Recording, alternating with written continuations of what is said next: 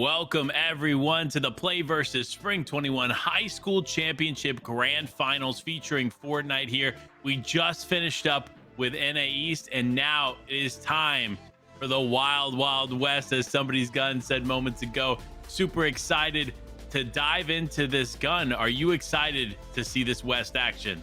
Oh yeah, we're taking no breaks, running straight into NA West, and you guys are going to be competing. I already saw some of the players were like, hey, I'm playing in this. I'm excited. And let's take a look at what we are talking about when we're playing. We just had the solo Eastern Finals. Those just concluded. Now we have the solo NA West Finals. Those start a few minutes. Then tomorrow we have the same exact thing, but we're going trios. It's a little bit later, and we will be jumping into that once again tomorrow. You can find us here on the PlayVS streams. Now, Panda, walk us through the scoring format.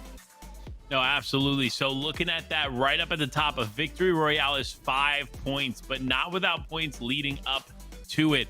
You see there's actually an elimination cap here on the points. 20 eliminations is the max that you can get, each elimination being 4 points, and then so many placement points that you can grab. Every place between 70th and 21st is 1 point.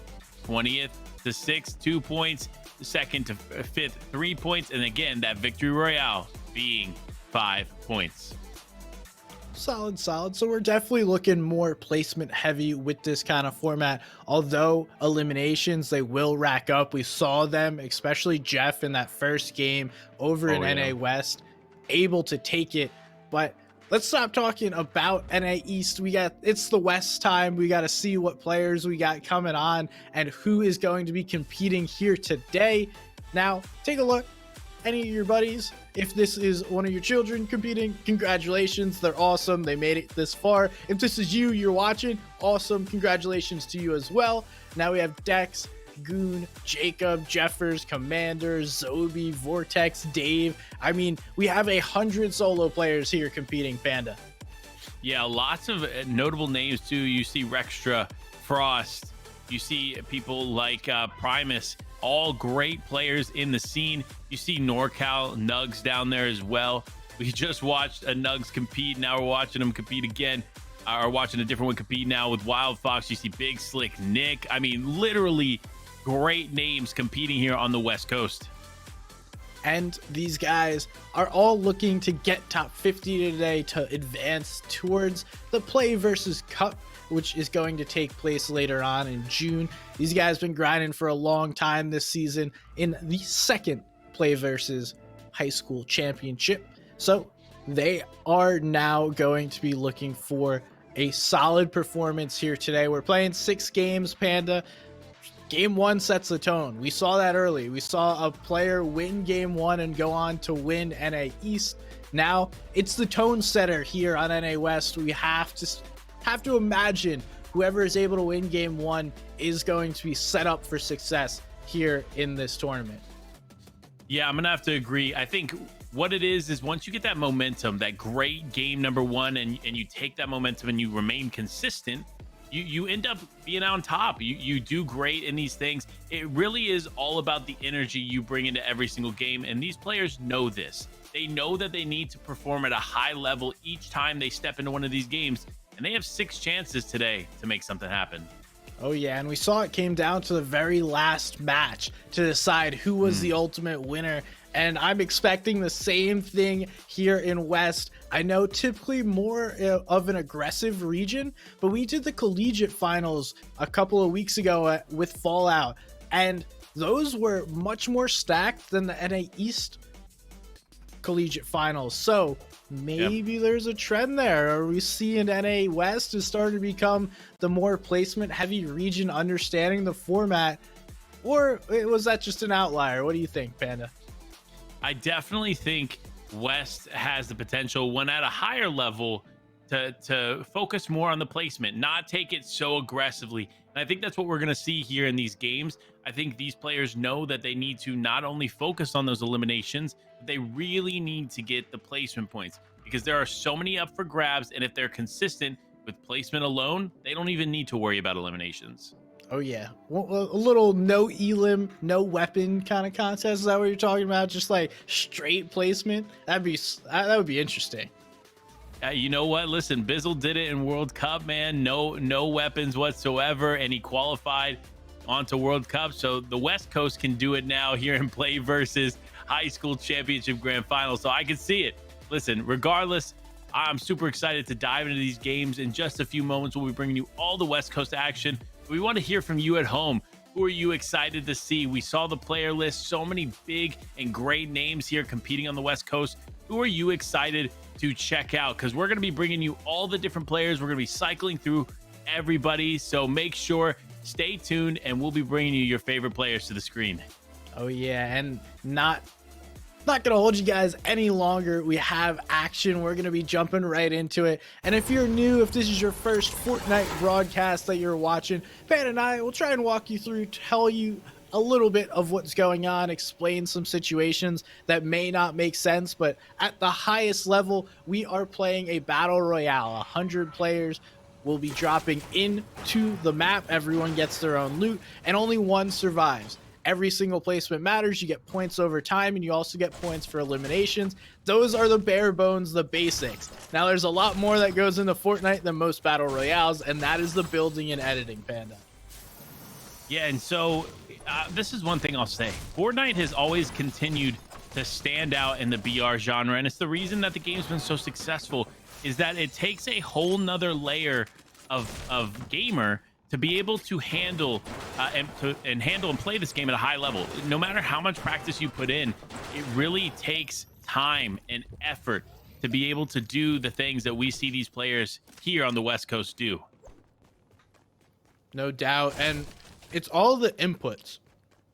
A lot of battle royales, you're simply just playing, and it's like a shooter mixed with more people, right? It's just kind of similar to games you've played before. Fortnite, unlike any game I've ever played before personally. Yeah, I gotta agree with you there. And you see quickly smart plays there with the gas can. Impressed. Now though, switching over to what once was salty towers and just the continued evolutions of that, like lots of action going on there, and just elimination on elimination. You see Blanks getting an elimination, then you see Nugs getting an elimination. I mean, this is just back-to-back action.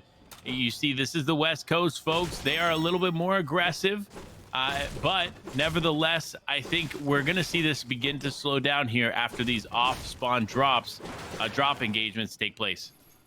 Yeah, that's exactly right. Everyone in game one trying to figure out where they want to land. It's all up to the posturing, the positioning, the dominance over a certain drop spot, trying to claim it for your own. And you don't necessarily know where people are going to go. You could have 5 people landing at the same POI simply because that is where they like to land. In other places, you could have absolutely no one dropping in an entire POI, and you could have 2 llamas right next to each other. That's a possibility too. And whoever's going to walk up to that, probably going to be set in this game. I mean, that's so much loot chilling right there. Yeah, so much loot. I mean, look, if you can find it, of course, and it's yours, man, oh man, is that a good setup to be? You got the extra ammunition and you have the material. Like, come on. Llamas are so effective, and they always have been. It's always been a nice touch here in Fortnite, but we'll see if that makes an impact here in these games. Now, though, Shinx just looking to continue to mat up as another player seems to have pushed on top of him, but not without getting tagged up significantly. Shinx clearly with the health advantage here should be able to win this fight relatively easy, but you see he's not overextending because he has no clue how weak this other player is. So we could see an engagement quickly take place here, or these players could just end up backing off, which I think makes more sense here for Trek to do. And it looks like that is exactly what's happening. These players just gonna walk on past, take their turns, and move on out of here. Neither player wants to get involved in these engagements early. The nerves are 100% going to be high in game one. It always is typically the most nerve-wracking here in game one. We see Shinx and Ant right next to one another. And again, I don't think Shinx really wants this engagement. He was more just going this way to grab the barrels that Ant was hitting. And now Ant is going to go for the shot. Shinx just developing and moving on out of here. We take a peek. Here's 27 Rise here at Risky Reels. Again, looks like another disengage. Lots of players looking to get right next to one another, but not necessarily looking to get engaged. Yeah, and it's a tough spot to be in, to say the least. You think, like, when you're down low like that, you don't have great material, you're just kind of dealing with it, especially in a place like that. Like, you're just going to be struggling to take any kind of good fight. And that's what we saw there. That's why they both backed off. But now, though, you see Defiable getting the high ground, but also taking some punishment here from No Qual. Listen, he's got No Qual luck, but he seems to have made it here to this point today. Sometimes the luck's on your side. Maybe he's trying to say it was all skill. That's how he qualled. He's simply just the most skilled player in the lobby. There's no luck involved with it. And he is going for this wall-to-wall fight. Looks like Defiable is also now fully involved. No luck takes some shots, gets shot. Both players trading tags here and just going back and forth as No Qual goes further up. Defiable gonna heal up, and I believe both of them just gonna pop a big pot. So after all of that, we're basically back at square one. We've just used all of our heals and nothing has really changed at this point. Both players continue this engagement, looking for a shot. Defiable tries to sneak one in between builds. Not gonna happen. No luck goes up above and continues going up. Now Defiable expands, gives himself space to work with, wants to find an angle, does not connect, and it looks like No Luck is not connecting either. We're just taking shotgun shots at walls at this point. Neither player really dealing much damage after we've reset.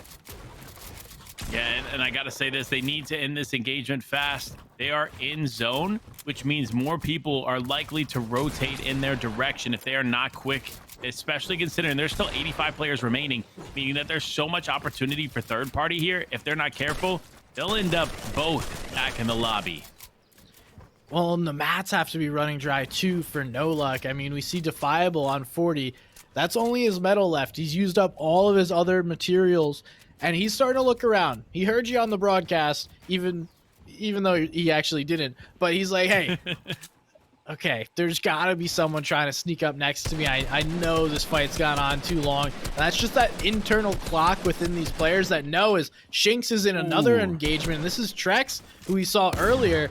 And now it looks like Trex is looking to get in right on Shinx. He grabs the wall. Now Shinx goes out to the outside, doesn't connect. Shinx hits it back. The shots are traded. The blows are thrown, but no elims come through for either player. And it looks like Trex gets jumped on as well. Ant steals that elimination, and then someone steals Trex, and that's going to be Glace.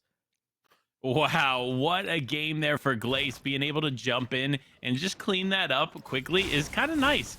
Now we see Defiable and No Luck both just trying to compete here. And Defiable looking to just position himself in zone. He likes where he's at. He knows that he needs some materials, especially after taking that entire engagement that they just took. So now it's all about getting the refresh, because clearly they didn't get the refresh from each other.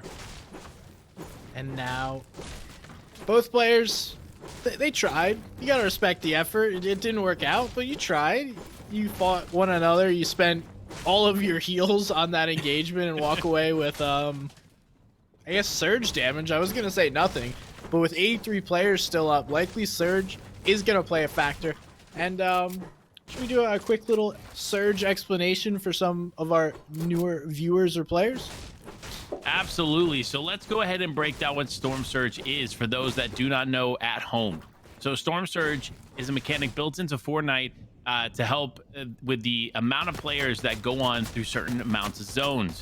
So when third zone begins to close or is closing, if there's 70 players or 71 players or more remaining, then Storm Surge becomes active. Now what Storm Surge does is it damages the players that are below a certain threshold, and there will always be players below that threshold. So you need to make sure you're getting damage consistently through the early and the mid games, so you get to avoid that Storm Surge.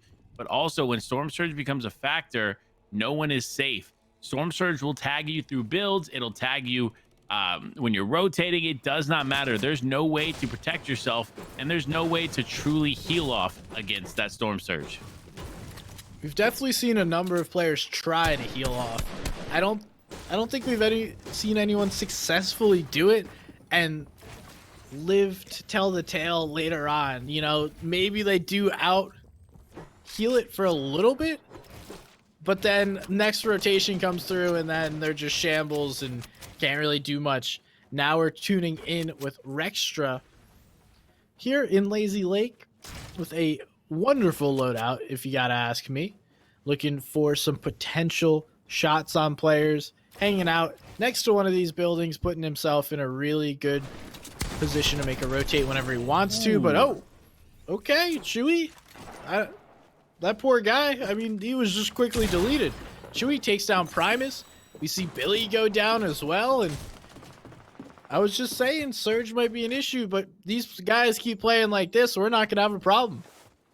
Yeah, for real. I mean, look, they continue to push each other and they continue to be aggressive. But remember, we did kind of see this in game number 1 for East as well. We saw it right around the 78, 79 players as Zone 2 begin to pop and begin to close in. So there's a good chance we're just going to continue to see that take place in game number 1. And then once the nerves settle a little bit, people will start to slow down, or they could just end up becoming more confident. No matter what, we'll see as these games continue to unfold. And you see Mert Gogo actually taking a fight here with Fusion. He does have about the same health, if not a little bit less than Fusion. While Fusion tries to heal up, Gogo was just like, no. It's always interesting to me how these players, one, decide their names, and then two, decide when they want to take engagements. I would assume this one for Mert Gogo is more because he's just absolutely shambles. He needs the refresh here because he's not going very far if he doesn't get one. Now we're tuning into some bush action here with Pyro, getting some shots there, connecting there, and that's Ezra who goes down to about 40 HP or so. Quickly gonna heal up, likely had floppers based on how quickly he was able to heal up, and Pyro says, hey, I got my shots, I didn't connect on the Elim, I'm gonna get out of here. Now it's time to look at the zone rotation, and he might be someone I would be worried about. I have a fear of bushes here, Panda. All the time, I believe someone is in a bush. I don't know if it's like a reasonable fear, but Solo Arena has done some stuff to me. Yeah, listen, especially this season with the fire bow, I will carry that and I'll shoot a fire bow into every single bush and let that thing burn. I did it with the Fireflies when they first came into the game, and so trust me, when you're in a solo game, the last thing you want to have to deal with or worry about is the bushes. But guess what? People are there, and I'm excited to see if we see some action come out of one of these bushes. But Vegas here has decided to take this engagement and just continue to push. It looks like the player down below too does have significantly less health, so this should be an easy fight nonetheless for Vegas, and as long as it can end quickly. But no, the shots are now coming out from every direction. Vegas struggling to stay alive, does get a nice tag there, but is still getting focus from all these players. He needs to be very, very careful as this fight continues to ensue. Now Zoro is going to be the one who needs this refresh. Vegas able to heal up to 125 total HP here, and they're on the edge of Storm. We get to see this is the first time Storm Surge appears.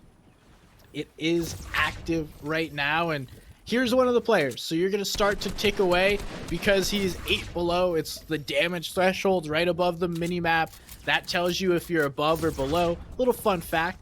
If the damage number is above the word damage threshold, then you're above. If it's below, you're below. So if you're ever watching a broadcast in a different language, that's how you can tell. And oh, Moth, he goes down. Look, man, Moth was trying his hardest, but Vert on Claw just said, no. You are another 4 points on my board. Now he needs to make sure he rotates because he's nowhere near zone. And it looks like there are several players all around. So if Vert's not careful, he could end up in the same situation that we just saw him in. We'll have to see how he's able to make this. Looks like lots of people are rotating on past. Hopefully everyone will let people just rotate past. We check in for the first time with NorCal Nugs. already gotten an elimination. Decent loadout, not the best, but he's already putting some pressure here on the opposing players. That is Luno, or it's Luno. And it looks like Nugs is on a hop flopper. He's going to get onto the box and look for a potential play. No. We're stacking up here. Look at how many players are stacking up right in this position. And this is going to be edge of third zone. So these guys better cross their fingers and hope that zone pulls this way. Otherwise, we're going to have some real difficulties getting to the next one. Yeah, I mean, they're not even like completely into zone. And now Nugs barely making it into zone. Like, it just a questionable play with the amount of players all around you. It almost doesn't make sense to stay close to this area.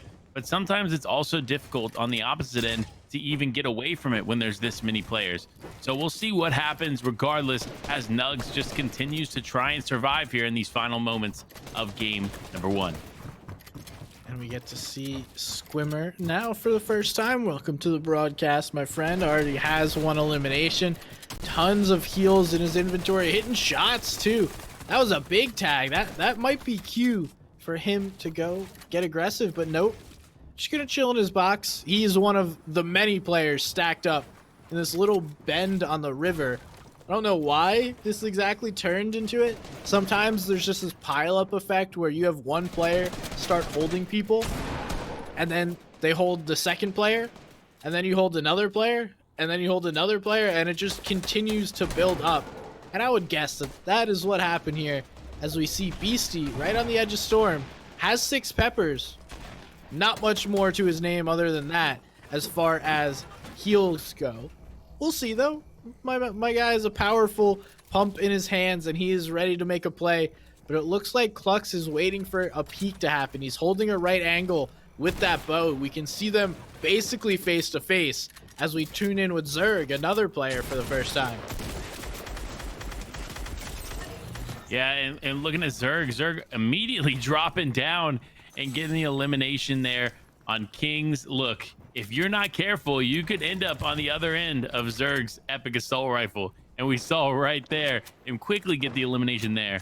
It does look like there's still a lot of space between him and zone, so he is going to have to start moving quickly if he wants to survive or doesn't want to have to deal with the storm.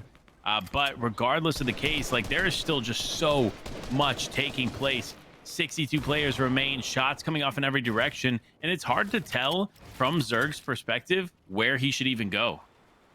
Yeah, I don't know what I'm doing here. Maybe follow those wood builds over to the right. We see he's starting to ping the zone, give himself a little bit of an idea of where he needs to rotate through.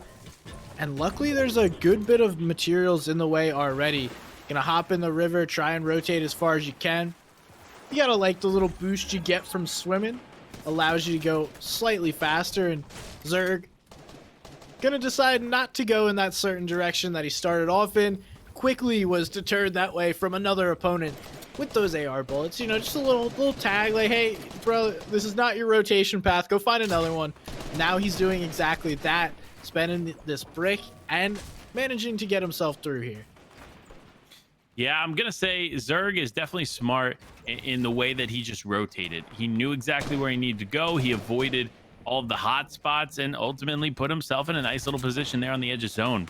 Now, though, you see Dave in a very different position, closer to the center, and probably in a more ideal position as far as the 4th zone goes, because you're definitely going to have an easier rotation coming from where Dave is versus some of these other players.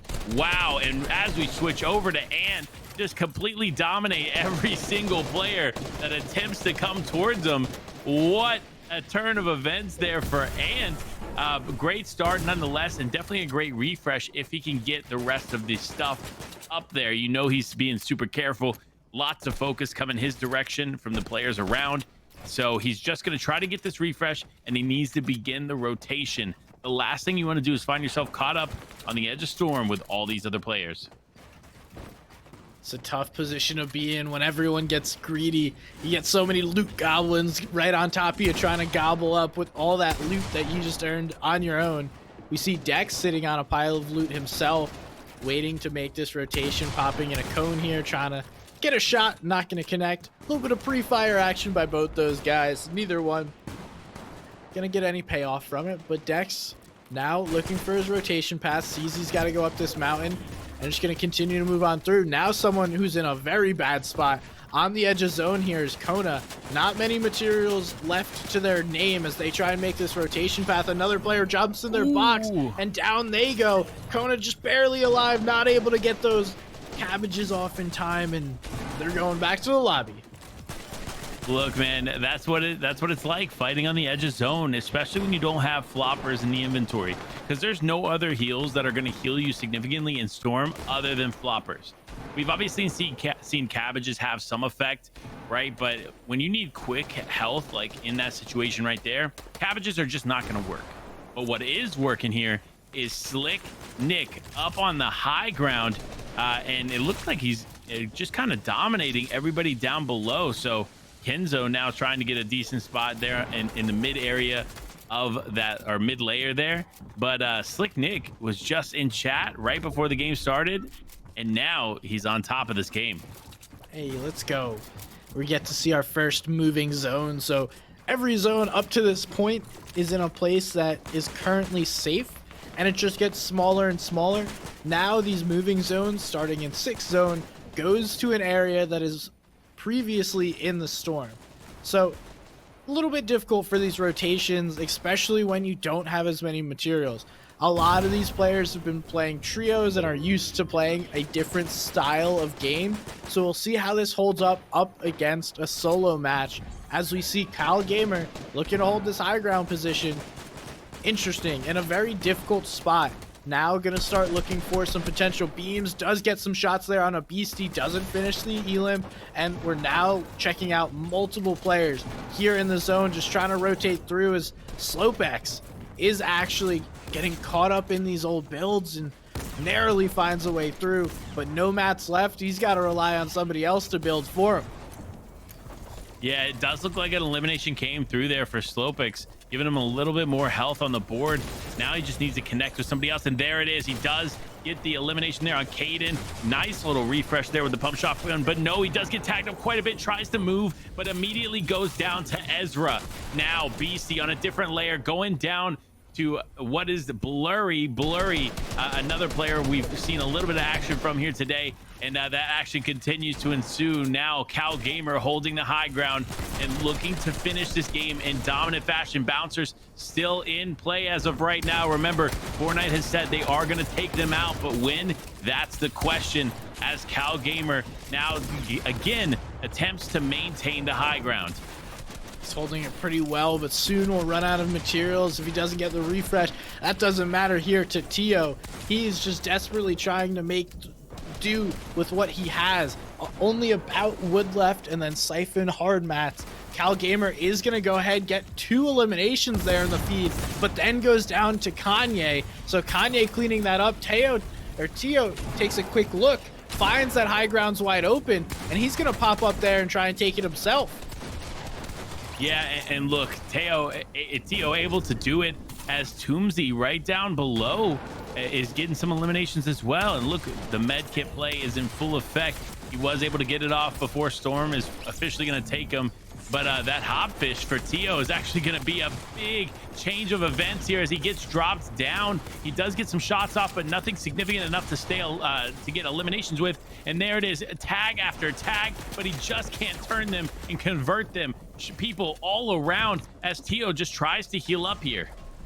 He thinks about the medkit play, then quickly realizes he can't. No, he gets held in Storm there. That's Tisu Fan up on height right now, and it's Kenzo versus Toomey here on low. Toomey's got nothing left. He tries to go for the elim. He doesn't get it. It's Kenzo versus TS Fan. Can he take this? Now TS Fan's trying to hop in the box. He gets tagged up a little bit. Traded shots. Both players get cracked. Now who's going to walk away with this final shot? One more shotgun will determine the winner of game 1 and who has a great start. Kenzo, 7 elims already, looking to walk away with 8. Up on high ground, has the materials, hits the shots, and takes game 1 with a big 8 elimination victory royale.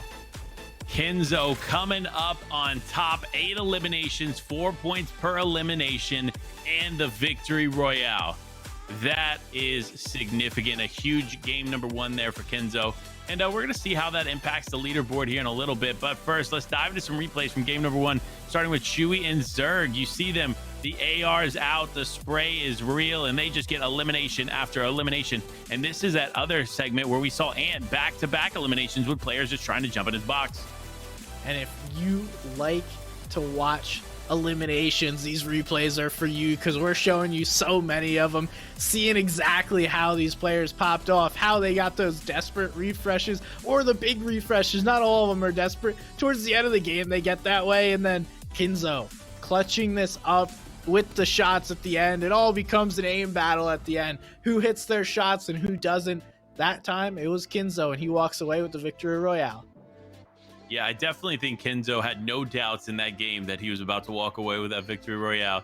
You saw the confidence in his gameplay, and hopefully we'll see continued confidence in the remainders of these games. But before we can get into those games, we're going to take a quick break.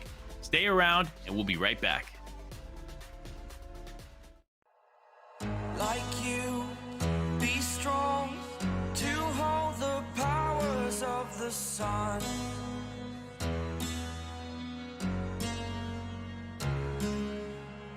To dream, believe in strength. Now I'm the only one, only one.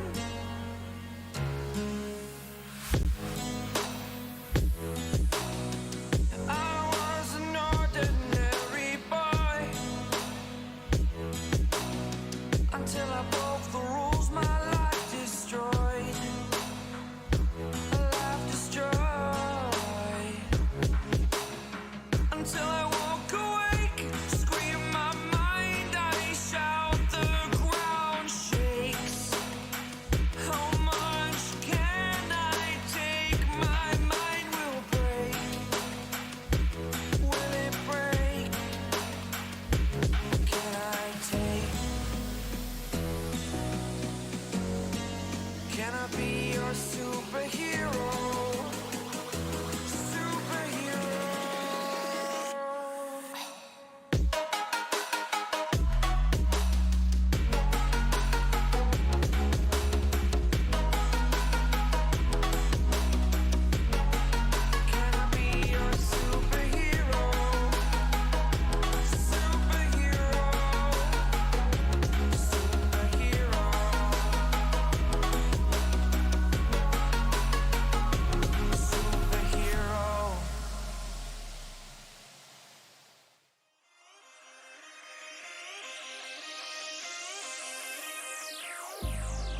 I've been keeping myself so busy, pushing out the misery, trying to find the peace in me. I wanna be, I wanna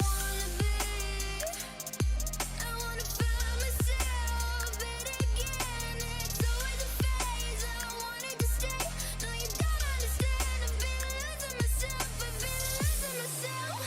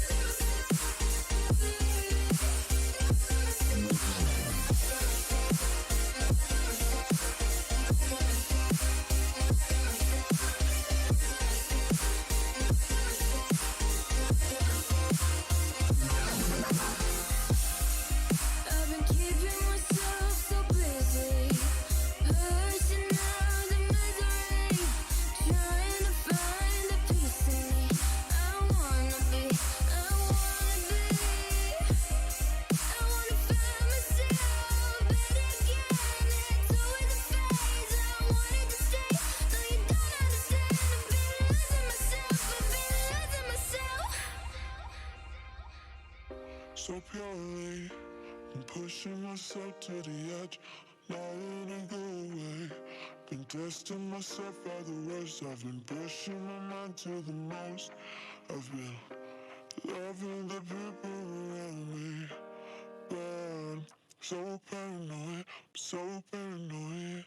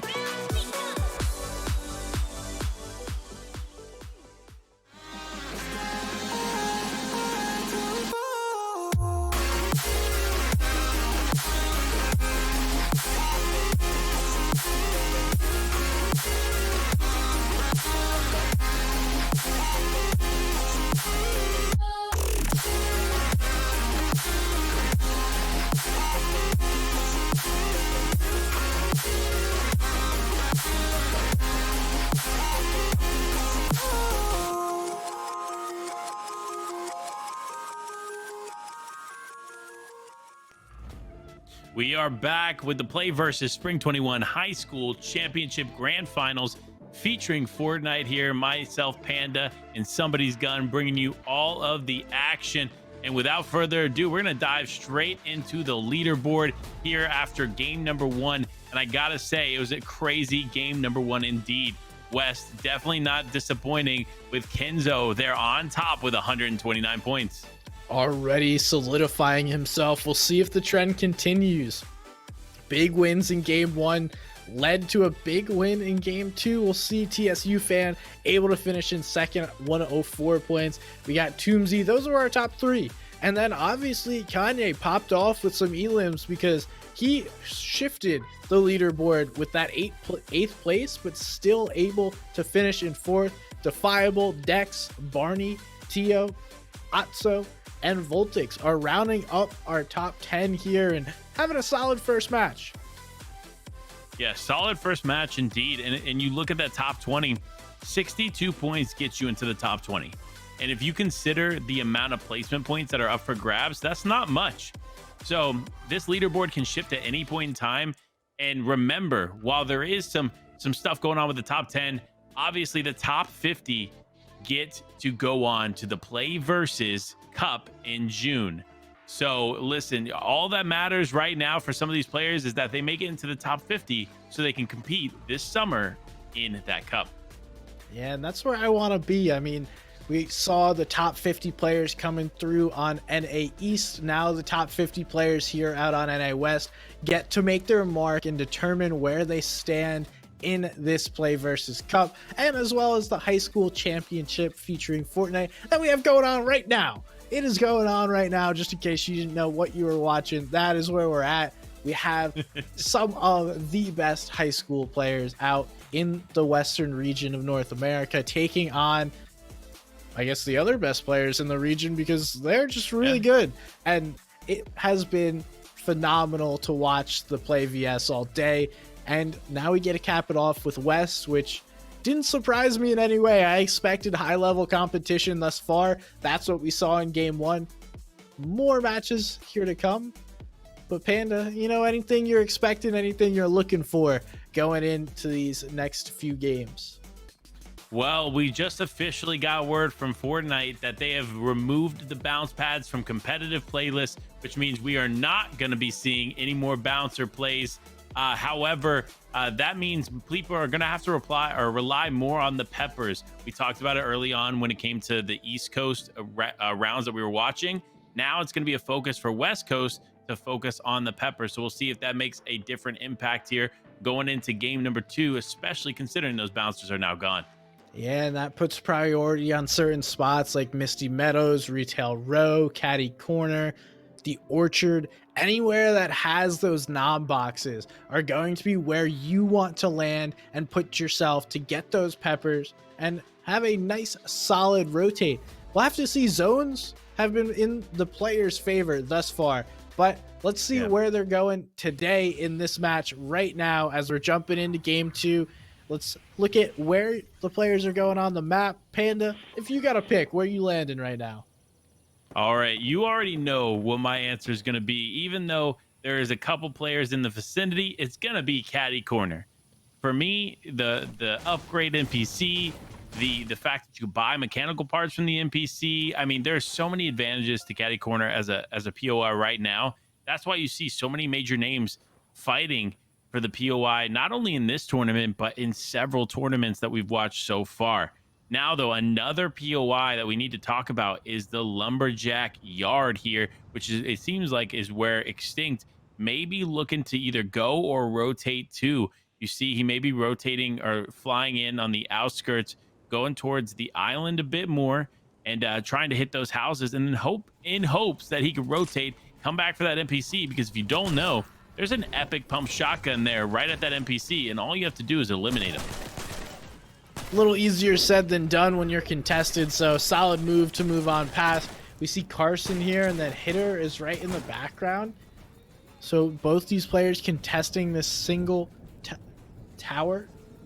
Neither player really looks to want to expose themselves. Carson looking for Hitter down below, but unable to find him at the moment. And he's just going to get on out of here. He's like, yeah, I know there's somebody around here. I'll just take my loot, see what I got, and move on through. It's not going to be worth chilling, hanging out, waiting for someone to make a move. You know, you definitely don't want to just relax in these kind of games. You want to take loot. You want to take the game in your hands and put yourself in a nice, solid position. Now we're seeing 2 solos up here at the Shark, and this is Chewy versus Kona. Both of them had a pretty solid match. Kona able to get some tags here onto Chewy early on, but then decides, okay, that's about all I wanted. Getting 18 white and then rolling on out. Sometimes the Storm Surge tags are more important than the actual engagement itself, even if you do have an advantage, right? And that's why you see some of these players disengage in a fashion like that. But nevertheless, Kona looking to take Shark as his own and potentially even rotate through some of the coral areas down below and just make some things happen. Nevertheless, regardless of all of that, Caddy Corner, my favorite drop, is now in play. As you see Brick Wall go up against Beastie with a little bit of a high ground advantage, but obviously Brick Wall with all of the brick walls. Now, right outside of the Caddy Corner, you're gonna wait for the ambush here and try and get some big shots on early. Not able to get any surprise damage there by Beastie. He takes the pepper. Both players are going to be speedy, and then Ant, who had a solid first match, goes down early. Beastie trading tags with Brick Wall there. Both players looking to get their shots on and connecting, but it's all going to come through. When's the shotgun battle going to take place here? The shotguns come out. Beastie hits a little bit of a tag there, is able to get in the face of Brick Wall, and one more shot, and this is all but over. He gets in the box, but no, that's what Brick Wall wanted. He cleans up Beastie for that first elimination. Oh man, and we switch over to Mojo getting an elimination as well. The eliminations don't stop here on the West Coast as we just see continued back-to-back action. Brick Wall, though, I gotta say, props to him, was down and out a little bit there. Very little health on the board, and one pump changed the game, coming back and taking out Beastie. Now, though, you see Baby Abstract taking a little bit of a high ground position here on the bridge, just trying to, it looks like, mat up a little bit. Does have a decent amount of mats to take this one engagement, but does need to be careful going further into the mid game because he's not in zone. He doesn't have the material to carry him into zone. So if this fight is going to take place, it needs to take place fast, and he needs to start rotating. And I think he heard you. You have a, I'm going to call you the player whisperer, Panda. You have a tendency to say something on broadcast, and then immediately the player's just like, oh, okay, Panda told me to do this, so I clearly have to.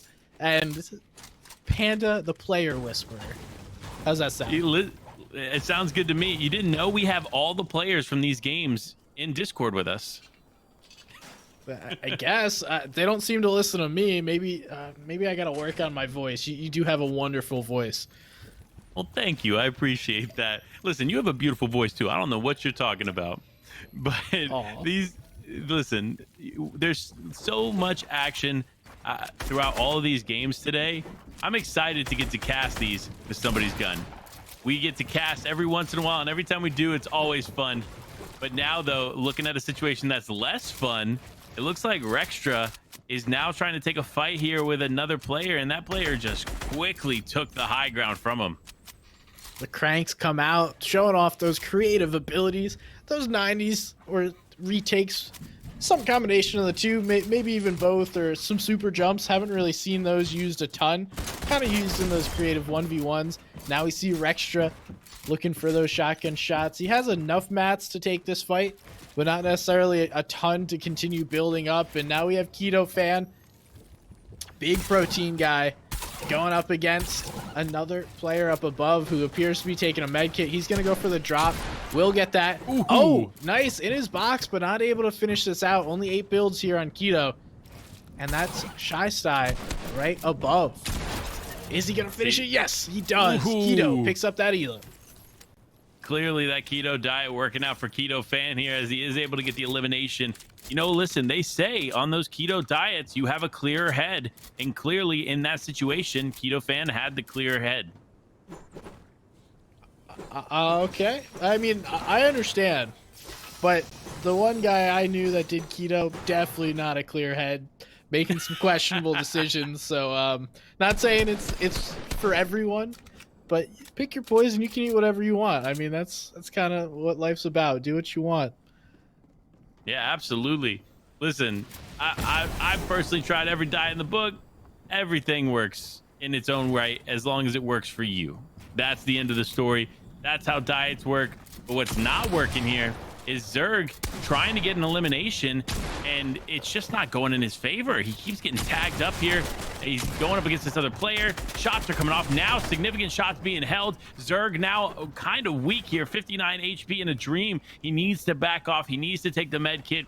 He's not fully boxed up, though, as Alex NKT also now needs to take a med kit. If Zerg doesn't take this fight fast, he's going to lose the advantage because he does not have shield, whereas Alex has some shield. And this is a place where you've seen lots of fights happening. Apparently, solos love Flush Factory. And it looks like Zerg wants to get on out of here. He knows, once again, that he doesn't really have the HP advantage, or at least based on how long that guy was chilling, he likely could have out-healed him with no shield. That is always a sign to me that I kind of want to back on out of here. Now we're checking on Vert on Claw. He's up against Junior, who's getting pushed from multiple different angles. You got to feel bad for Junior here. Now Claw looking to find the elusive last shot here on the Junior. Gonna drop that gas can. Seen those be used much more recently. Oh! The player sneaks around and Claw. Vert was waiting for that one. Yeah, you see Vert quickly being able to clean that up.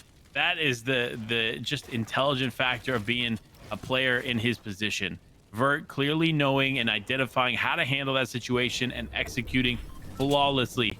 Now, somebody that's not executing as flawlessly, it looks like Chewy here is fighting in Storm just north of Sweaty Sands. Him and Kona here just trying to stay alive, but also take some shots at one another. Listen, this is not the position you want to be in. You do not want to be this deep in the Storm. You guys need to start rotating. It is not... Oh, as we look at the map, look at how significant they are so far from the zone that it's going to be a struggle for them to turn this game around. You love to see it. Some people are afraid of the Storm. These guys clearly not, looking right in the face of Storm damage and saying, I'm going to take this fight. I don't care that Storm is going to probably take us both down.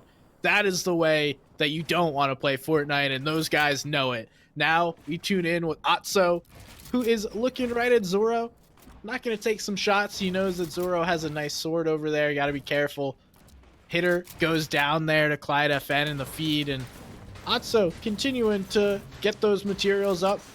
Got the loadout of a dream. I mean, this is probably my ideal loadout. You can maybe upgrade a little bit. And now we got Billy, who had a poor first game. Hoping game 2 goes better, but it's not looking that way. He's down 7 HP at the moment. running low on mats. The player cranking up takes his top. Defiable is getting elims in the feed as well, and Billy just keeps scooting on back, trying to give himself a moment to pop these minis as well as the bandages. Yeah, and we talked about Peppers making an impact, right? The player that's going up against them was on a Pepper, and you see the advantages you have when you're on those Peppers, because you can take walls, you can get into these fights quicker, and that's why ultimately Billy ended up going down here. And now Billy, the latest victim here in this lobby, but not going to be the last. We have 75 players remaining. We know those 2 players in Storm, you know, they're fighting one another and a battle that they cannot win against Storm. Now we got Ego Dave. I wonder how big his ego is, or maybe he's a small ego. You know, we don't judge here.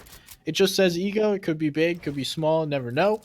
And he's trying to make a play, drop down Carson right now. I think he has a pretty good drop if he can find it. Yeah, definitely struggling to get that edit angle there. And there it is. He takes him down. Now it's all about regaining the high ground here. He's going to try to box him up. It looks like he almost had him there for a second, but he needs to be careful or he's just going to give up the high ground again. And looking around, he's going to try to grab whatever angle he can. He breaks into the box. He gets a shot off, but it's not going to connect as Carson is just sneaking away here from Dave. Dave now has to back up, has to begin to heal up a little bit, because if he's not careful, he's going back to the lobby. And these battles can change so quickly. You see one player hit their shots, and now Carson's being the aggressor. Dave is the one looking to get out of this, and Carson hits some more shots, gonna clean that up. The back-to-back tack attack, getting the elimination. Now we tune in with Rec, who's bush chilling. This is the guy that somebody's gun fears most in solo arena. It is 5G Rec chilling like a villain there in the bush, and it doesn't work out in his favor. He doesn't connect any tags. However, that other player had no clue he was there. So if that was a different situation, if he had a better line of sight, that could have been a totally different engagement, to say the least. Now Sufan looking to just try and rotate forward here in Storm. We're seeing a lot of players spend time in some unnecessary time in the Storms here in these games, and it makes you wonder, like, what is the thought process that you spend so much time here, especially when you don't have any kind of additional med kits or floppers here to heal you up. Yeah, he's got those hop floppers, which he might have to use just to get that little extra health and just stay alive that much longer. He is able to get in 19 HP, so just barely surviving at the moment. Does have those hop floppers. Hopefully is gonna hop in this building, the hydro dam, and look for some potential heals. We see Tio in Flush Factory actually taking some surge damage. It looks like just as he took that last tick, we lost a player. So lucky for him, that'll be the last tick of surge he takes at the moment. Could come back to haunt him in 5th or 7th zone. But right now he's chilling, gonna take this big pot if Jeffers is gonna let him, and I doubt that's gonna happen. Jeffers playing quite aggressive here, and I think Tio needs to get a shot. He needs to be slightly aggressive if he wants to get this player off his back. Yeah, and Jeffers just continues to push forward, trying to connect any kind of assault rifle shots that he could. Teo just trying to hold height as much as possible. They are in zone, so this fight can take longer if needed, but it's still the last thing they really want to deal with at this point in the game. You see Jeffers just now trying to remat up because he's not full, but still in a pretty solid spot as far as this part of the game goes. Now, though, you see Clyde rotating forward. There's a couple players all around, so if he's not careful, he could quickly get pointed out and tagged up here quite a bit. We've seen some eliminations come through very, very quickly when people are rotating and they just get targeted. So you have to be careful on those rotations. Otherwise, you'll end up back in the lobby like some of these other players. Oh, and Toby's getting in, just full box jump in here, and he takes down RC. That was quick there from Toby. He cleans that one up and gets an elimination that looks like he pretty badly needed. Gonna rotate on through now and in a little bit better of a position. I mean, obviously not the healthiest. Ooh. He's looking behind him, but the players in front of him are the issue. Down he goes. Now trying to heal up, and here comes the rotate. Yeah, and I'm going to say this, right? Toby definitely not expecting the beams that were to come, but that is the price you got to pay when you are rotating late. You see all these players already established in zone, and they're looking back, here for Princess Toby as Toby just continues to get attacked and tagged up from every single angle. Now down to 50 HP, and it looks like this player is starting to move in. But as that happens, that opposing player starts to get tagged up as well. So Zen Mojo able to pick up an Elim in the feed, and this is Stufan. Now wall to wall, who's hitting the shots? That's Stufan cleaning that one up. He needed that Elim as well because his HP was not looking good. Now the rotate's gonna have to come through. 63 players remaining here on this fourth zone. Not too far from Stufan, about middle of third zone, and Sue's gonna make a little bit of a play here to continue moving forward. Yeah, Sufan's got a great loadout here too. He's got the Hopfish for rotation, has some shield in the inventory, has a decent pump shotgun, and has the epic assault rifle. So definitely the right things you want to see in the inventory. But taking this Hopfish, you need to be careful because just like that, Sue can get focused. And now Sue down to 2 HP in a dream, just tries to continue to survive. He's gonna have to heal up, take the minis really quickly, and keep going. The Hopfish, see, while it can work out in your favor as far as rotations go, when you are looked at even for a moment's notice in zone 4, 5, 6, 7, 8, and 9, you are struggling. You will get focused, and maybe you have to realize that that Hopfish might not be the play. Yeah, I don't know about the Hopfish. I had somebody in my chat the other day telling me the Hopfish were the play. I had to respectfully disagree with them because I think those situations that we just saw from Sufan will happen way too often where you just get absolutely beamed in between a jump. I don't know that that's really going to change, but I guess you could find ways to make it work. I don't want to say it's impossible. Just at the current moment, I would much rather Peppers over any other movement. Well, I guess there's not really, is there anything else besides Peppers now that bouncers were removed? Yeah, I think it's just Peppers. There's no other kind of rotation other than that, and then the Hopfish, which we've seen a lot of players hold on to. You see Combined Plot right now has a Hopfish as well, so I think the West Coast might be utilizing him more than the East, and we just haven't seen it yet, but I'm excited to see if they can make something happen with it. Yeah, and we check in with Combined Plot right here, looking for some tags. There's a spicy fish. So yes, there's another item. It does similar things to the pepper. Just a little bit of speed boost, and down goes Zerg. So Zerg able to stay alive to this point, able to collect a few placement points, but not too much. And once again, Storm Surge playing a factor. Phase Master, 4 damage above. That is barely gonna hold, and that's exactly why he's starting to look for tags here. And we see Jeffers, and I don't know who that other player is. Both look to be taking some Storm Surge damage. And Phase Master's like, all right, you guys, you tick away. I'm just gonna rotate on into Storm here. I'm in a good spot. 35 damage above. Can't ask for much more. It should hold for now. Yeah, I mean, you should hold on as far as that goes. And now switching over to Kanye. Kanye, just like his last album, not doing much as he's hanging out there in that box. Now switching over to Jeffers. Jeffers just hopping on through. And see, this is the opposite effect, right? Great rotation and not being focused as of right now. So we'll see if this ends up working out in his favor as players start to start shooting his direction. It looks like if you're just ready to build and ready to take a little bit of shots in your direction, you might be able to make something happen. But even still, you see Jeffers taking a lot of unnecessary damage there and ultimately going back to the lobby. Quickly eliminated, and now we get to see how this game is going to play out. We've gone through early, mid, now it goes right into the end game. These are the moving zones, the most difficult part of the game. You have everyone piled right on top of one another. They're gonna figure out where zone is going to go. We see Fusion, Kinzo trying to play the potential high ground. We saw Cal Gamer playing high ground last game, but fell earlier. Who knows if any of these guys are going to be able to make it. Oblix Now in the box, gets dropped by Ooh. Glaze and taken out. He quickly is sent back to the lobby, and Fusion looking like he wants to play a height position here. Yeah, Fusion definitely setting himself up for a high ground play. You see Kenzo, our game one winner, just outside of him as well. So we could see Kenzo versus Fusion here in a few moments for the high ground spot. And it's really going to be about who can win, who can take it. We know Kenzo has the chops to win these games, but will Fusion be able to turn the tide and take the advantage from him? That's the question.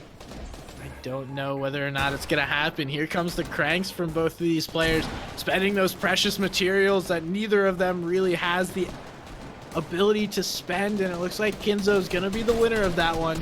But again, down to 30 builds. That's not going to last him very long. Now another player is looking to take high ground position. Kenzo able to deter that. And now there's somebody behind him that looks like Cal Gamer. Now jumping in the box of Kenzo. He is box to box with Kenzo. Kenzo not getting any shots off. Gonna drop out, stay alive.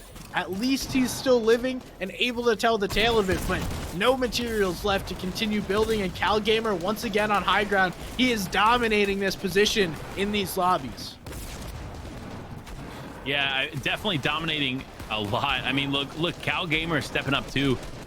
2 eliminations on the board. That's 8 points alone in eliminations.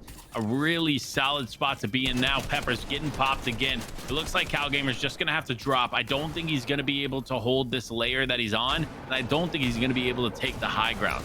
So ultimately, it's going to result in him having to drop down low, as Kenzo also had to drop low as well. Was not able to hold the high ground, taking the shots, continuing to push on. He does get some significant tags here, and there it is, another elimination. But no, Kenzo goes down. Now it's all up to these other players to shift the leaderboard in their favor.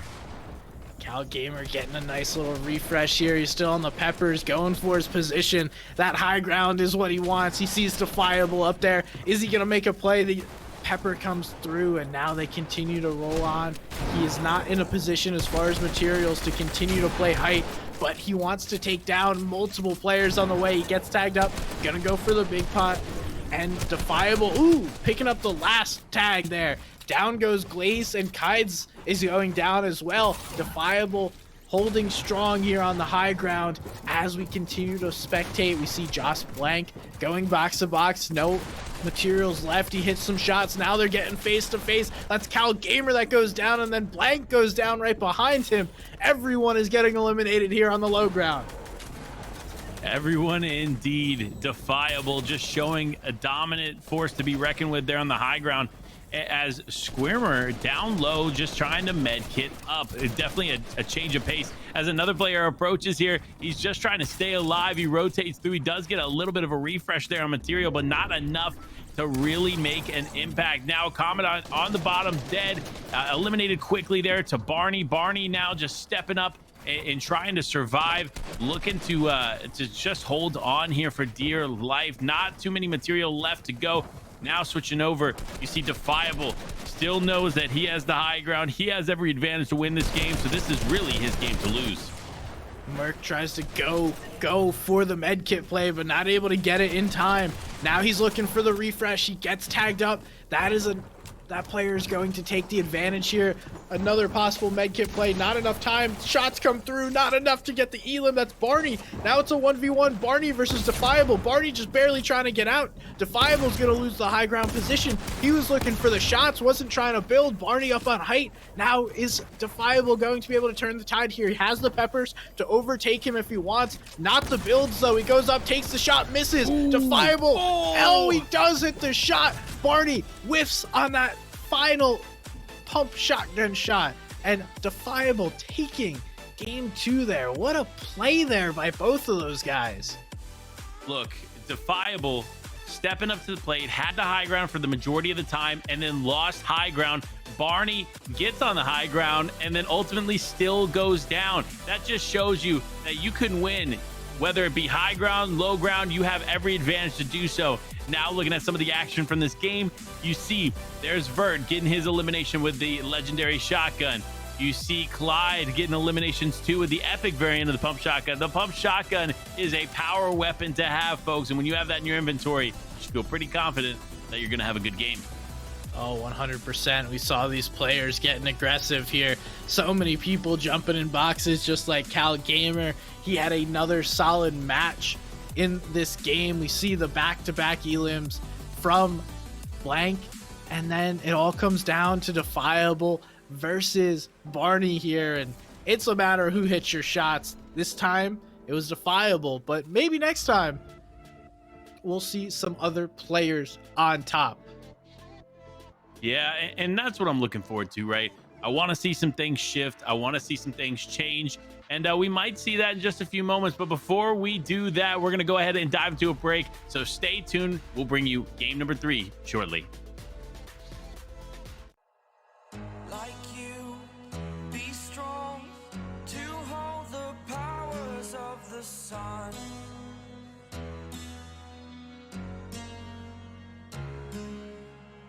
To dream, believe in strength. Now I'm the only one, only one.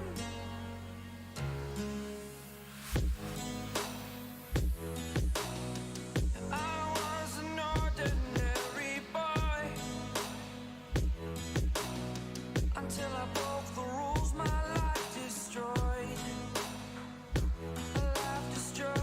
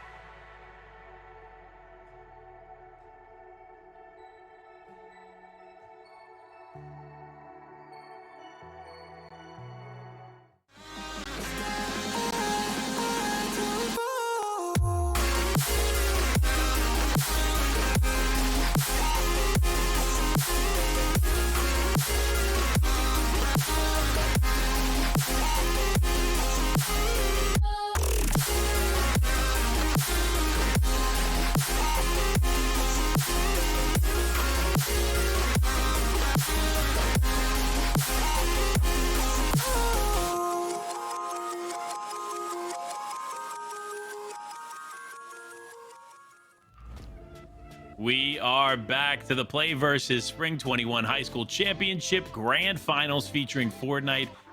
Panda, somebody's gun, bringing you all the action here as 2 games have unfolded here on the West Coast. I mean, just insanity taking place. We saw some crazy final moments there, and I wasn't sure, honestly, between those 2 players who was going to come out on top. Hey, we'll see who is on top of the leaderboard, though, as we check it out, and it is Defiable. Now, comfortably in the lead over Kinzo. Wild Fox, a name that we hadn't really seen at the end, but able to get a number of eliminations. Cal Gamer, we got Blank, Barney. We got a double Barney action there. Look at that, Panda.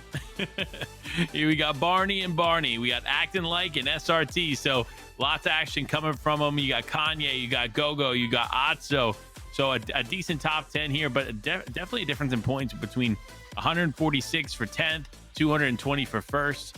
So the crazy point difference there. Now flipping over to the second page here, looking at 11th through 20th. You see Squirmer on top of there with 145 points, and then Extinct on the bottom with 104. So definitely a significant difference there, but nothing that one game can't change.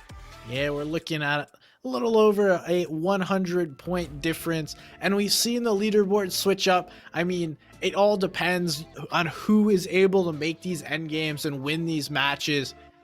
Sometimes it goes in your favor. Sometimes you're not the one coming out on top. And efficiency, consistency, that's the name of the game. Making sure you're securing points in every single match. If not, you're going home empty-handed, like literally and figuratively. You're going home empty-handed. You're probably playing from home, so you're staying home, we'll say.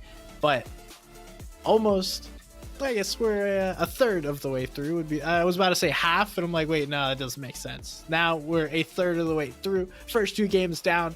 Everyone's figured out where they want to land, and now it's game time. No more nonsense. Let's hop in here shortly and figure out exactly who is going to take over in these final matches. Yeah, we definitely saw Peppers play a huge effect here in the first 2 games. Now it's about seeing if that's going to be a continued power item here moving forward, because any additional rotation really is helpful, except when it's rotational items like the hopfish that stick you up in the air. But without further ado, let's go ahead and have all of our questions answered as we dive into this game, and looking like we're actually going to look at Cal Gamer and No Qual Lux. These are 2 players that we've got to watch some of throughout these games so far, and Cal Gamer actually landing at one of, in my opinion, the best POIs or best places to land this season. Cal Gamer able to get those all those cogs and the upgrade if he wants it. Sorry, I'm laughing because I saw No Qual Lux just spinning around in circles, enjoying the moment right there. As we'll see. I mean, sometimes this works out well, but you're very limited in the number of chests and floor spawns here. And if you don't get the right weapons, you're going to be walking away empty-handed. At the same time, though, there's plenty of mechanical parts, so you can basically make whatever you want. Even if you get those weak weapons, you'll be able to grab something, turn it into gold.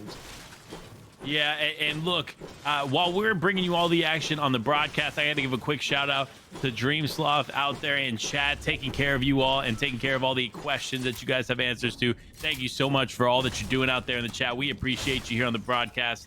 I know you're behind the scenes as well, but thank you so much for getting that taken care of. Now, though, our game 2 winner here healing up quite quickly, and our number 1 on the leaderboard, Defiable, looks like he's priming himself to take another game win under his belt. Now we're tuning in with Caden. Here, he's hanging out over at the Weeping Woods area. Looks like he probably went to the bunker chest in that Jonesy house right nearby. Nice little drop spot. I'm a fan of that. Sometimes when I play with my friends, we'll do a split between the Spire, that bunker house, and Weeping, because a lot of times in Arena, no one lands Weeping, so you just get all the loot in the world. And now we're at Dirty Docks, where there appears to be 3 players contesting this small area. Should be enough for everyone, but the shots come through, and Koya able to take home the elimination.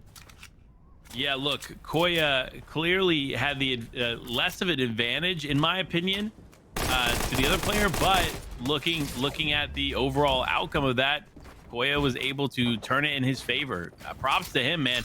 That was not necessarily the easiest situation to take, especially with a makeshift shotgun in the inventory. But nevertheless, he is able to come out on top. Now, though, No Qual looking like he's going to get going up against, actually acting like Barney here, and another player just down underneath and not too far away. So he needs to be careful. He cannot afford to take too many fights here, as Gogo actually made their way away. Now Shink's coming into the engagement, and look, No Qual, unfortunately it does not look very good for you, as you have stood still and understood that this is the end of your game. You gotta know, you got 2 builds and there's players on all 3 sides of you. You're like, all right, you know what did I do to deserve this one? Come on now. Yeah, look, I mean, at some point you have to admit when it's not going to go your way, and unfortunately it was just not going to go his way, especially when you saw him turn and there's just another player building up on a ramp there. You're like, okay, well, got 2 builds, not much I can do. I'm going back to the lobby either way. Now, though, looking at Vert on the high ground, it looks like he's giving up the high ground to avoid this engagement. He's going to try to go around. Might be a smart play on his part, so he can preserve some of the material that he does have, and he does have a decent amount of heals. So if he doesn't have to worry about the engagement, he should be fine to just rotate forward or rotate around the waterway, or rotate up a different direction just to avoid the fight. But listen, it's all about timing and all about understanding situations, and if you're not careful, you can find yourself in a situation you don't want to be in, just like Luno there, getting caught up underneath the build. You have to be careful when you are stuck underneath builds like that. You will find yourself in a position that realistically is probably going to end just like that did for Luno. Now, though, Blizzard taking shots. You see Vegas just trying to get into the box. He does get some significant tags off, and he does walk away with the elimination on Glace. Now Alien just trying to get into some boxes as well. It is just fight after fight here on the West Coast, Gun. Yeah, they're going at it non-stop. Everyone around the map. This is a 3-player engagement going on. Looks like Alan is not the one in favor right now. He doesn't realize that there's someone above him, then does change his mind, and he's like, hey, I'm getting out of here. You two enjoy that. You can enjoy one another's company. You're not for me. I'm not a people person. I want to go over towards Logjam, grab some loot, and looks like he's going to be able to successfully disengage. And it appears that one of those players went down. I think that was Hitter, who was in that engagement, going down to whoever that third party was, and Alan gets beamed. Oh my goodness! What just happened? Combined plot just deletes Alan there. Just an unfortunate scenario to say the least, but that is one of the dangers of taking a vehicle. You leave yourself open and ultimately find yourself getting tagged up, if not eliminated fairly quickly, just like we saw happen to Alan. Now, though, Kais just trying to rotate around Slurpy Swamp. He identifies and understands there's a couple players there. He doesn't want to deal with them. He knows it's still early on. He has great material, a great loadout. He wants to preserve this. So now it's just a matter of getting away from these other players. Again, the last thing you want to deal with is people that are trying to still worry about tags. Maybe they don't have the best loadout, and then it's just you taking a fight that ultimately isn't worth taking at this point. Now we're tuning in nearby, not the same engagement, but Nelvi getting involved, and sometimes you just light things on fire. It doesn't necessarily need to be a point. Vert on Claw involved in this, and FG Otso wants to get out of here. Nelvi doesn't connect, so those wood builds eventually falling apart and breaking down. Now he's just boxing up. Claw, Otso, Blank, all in the nearby area. I don't think anyone really wants to fight right now. I think they were all just happen to be in the area, and you can't not shoot someone. I mean, yeah, you have to. Yeah, I definitely think they were kind of like questioning whether or not they should do it. What was the case? What's the next step for them? And they took the shots. Nothing really connected, and they just continue to move on with their game. But somebody that might not move on with their game is Vortex, as Brickwall just beams him through. Look at this inventory here for Brick Wall. This is what you want to see, folks. This is the inventory you're going to want in a game like this, because guess what? You have every dominant weapon in the game right now. Ooh. And that's why Brick Wall was able to just get into the box and quickly eliminate Vortex. Now another player firing from the distance. You see Brick Wall actually taking the hop fish, and it looks like going straight for Tio. So Tio, you might want to be careful, my man, because Brick Wall is coming for you. And he's not afraid, clearly just getting in on these engagements. Now it's Moff's turn. He is all in and looking to get all in this box. He knows the little tricks to get into these different engagements. Almost gets dropped in on accident. Now he jumps in on purpose. There's a big shot coming through. He's trying to clean this engagement up, but that player gets a couple of shots back, nothing significant, and Moth knows that that player is literally 1 HP.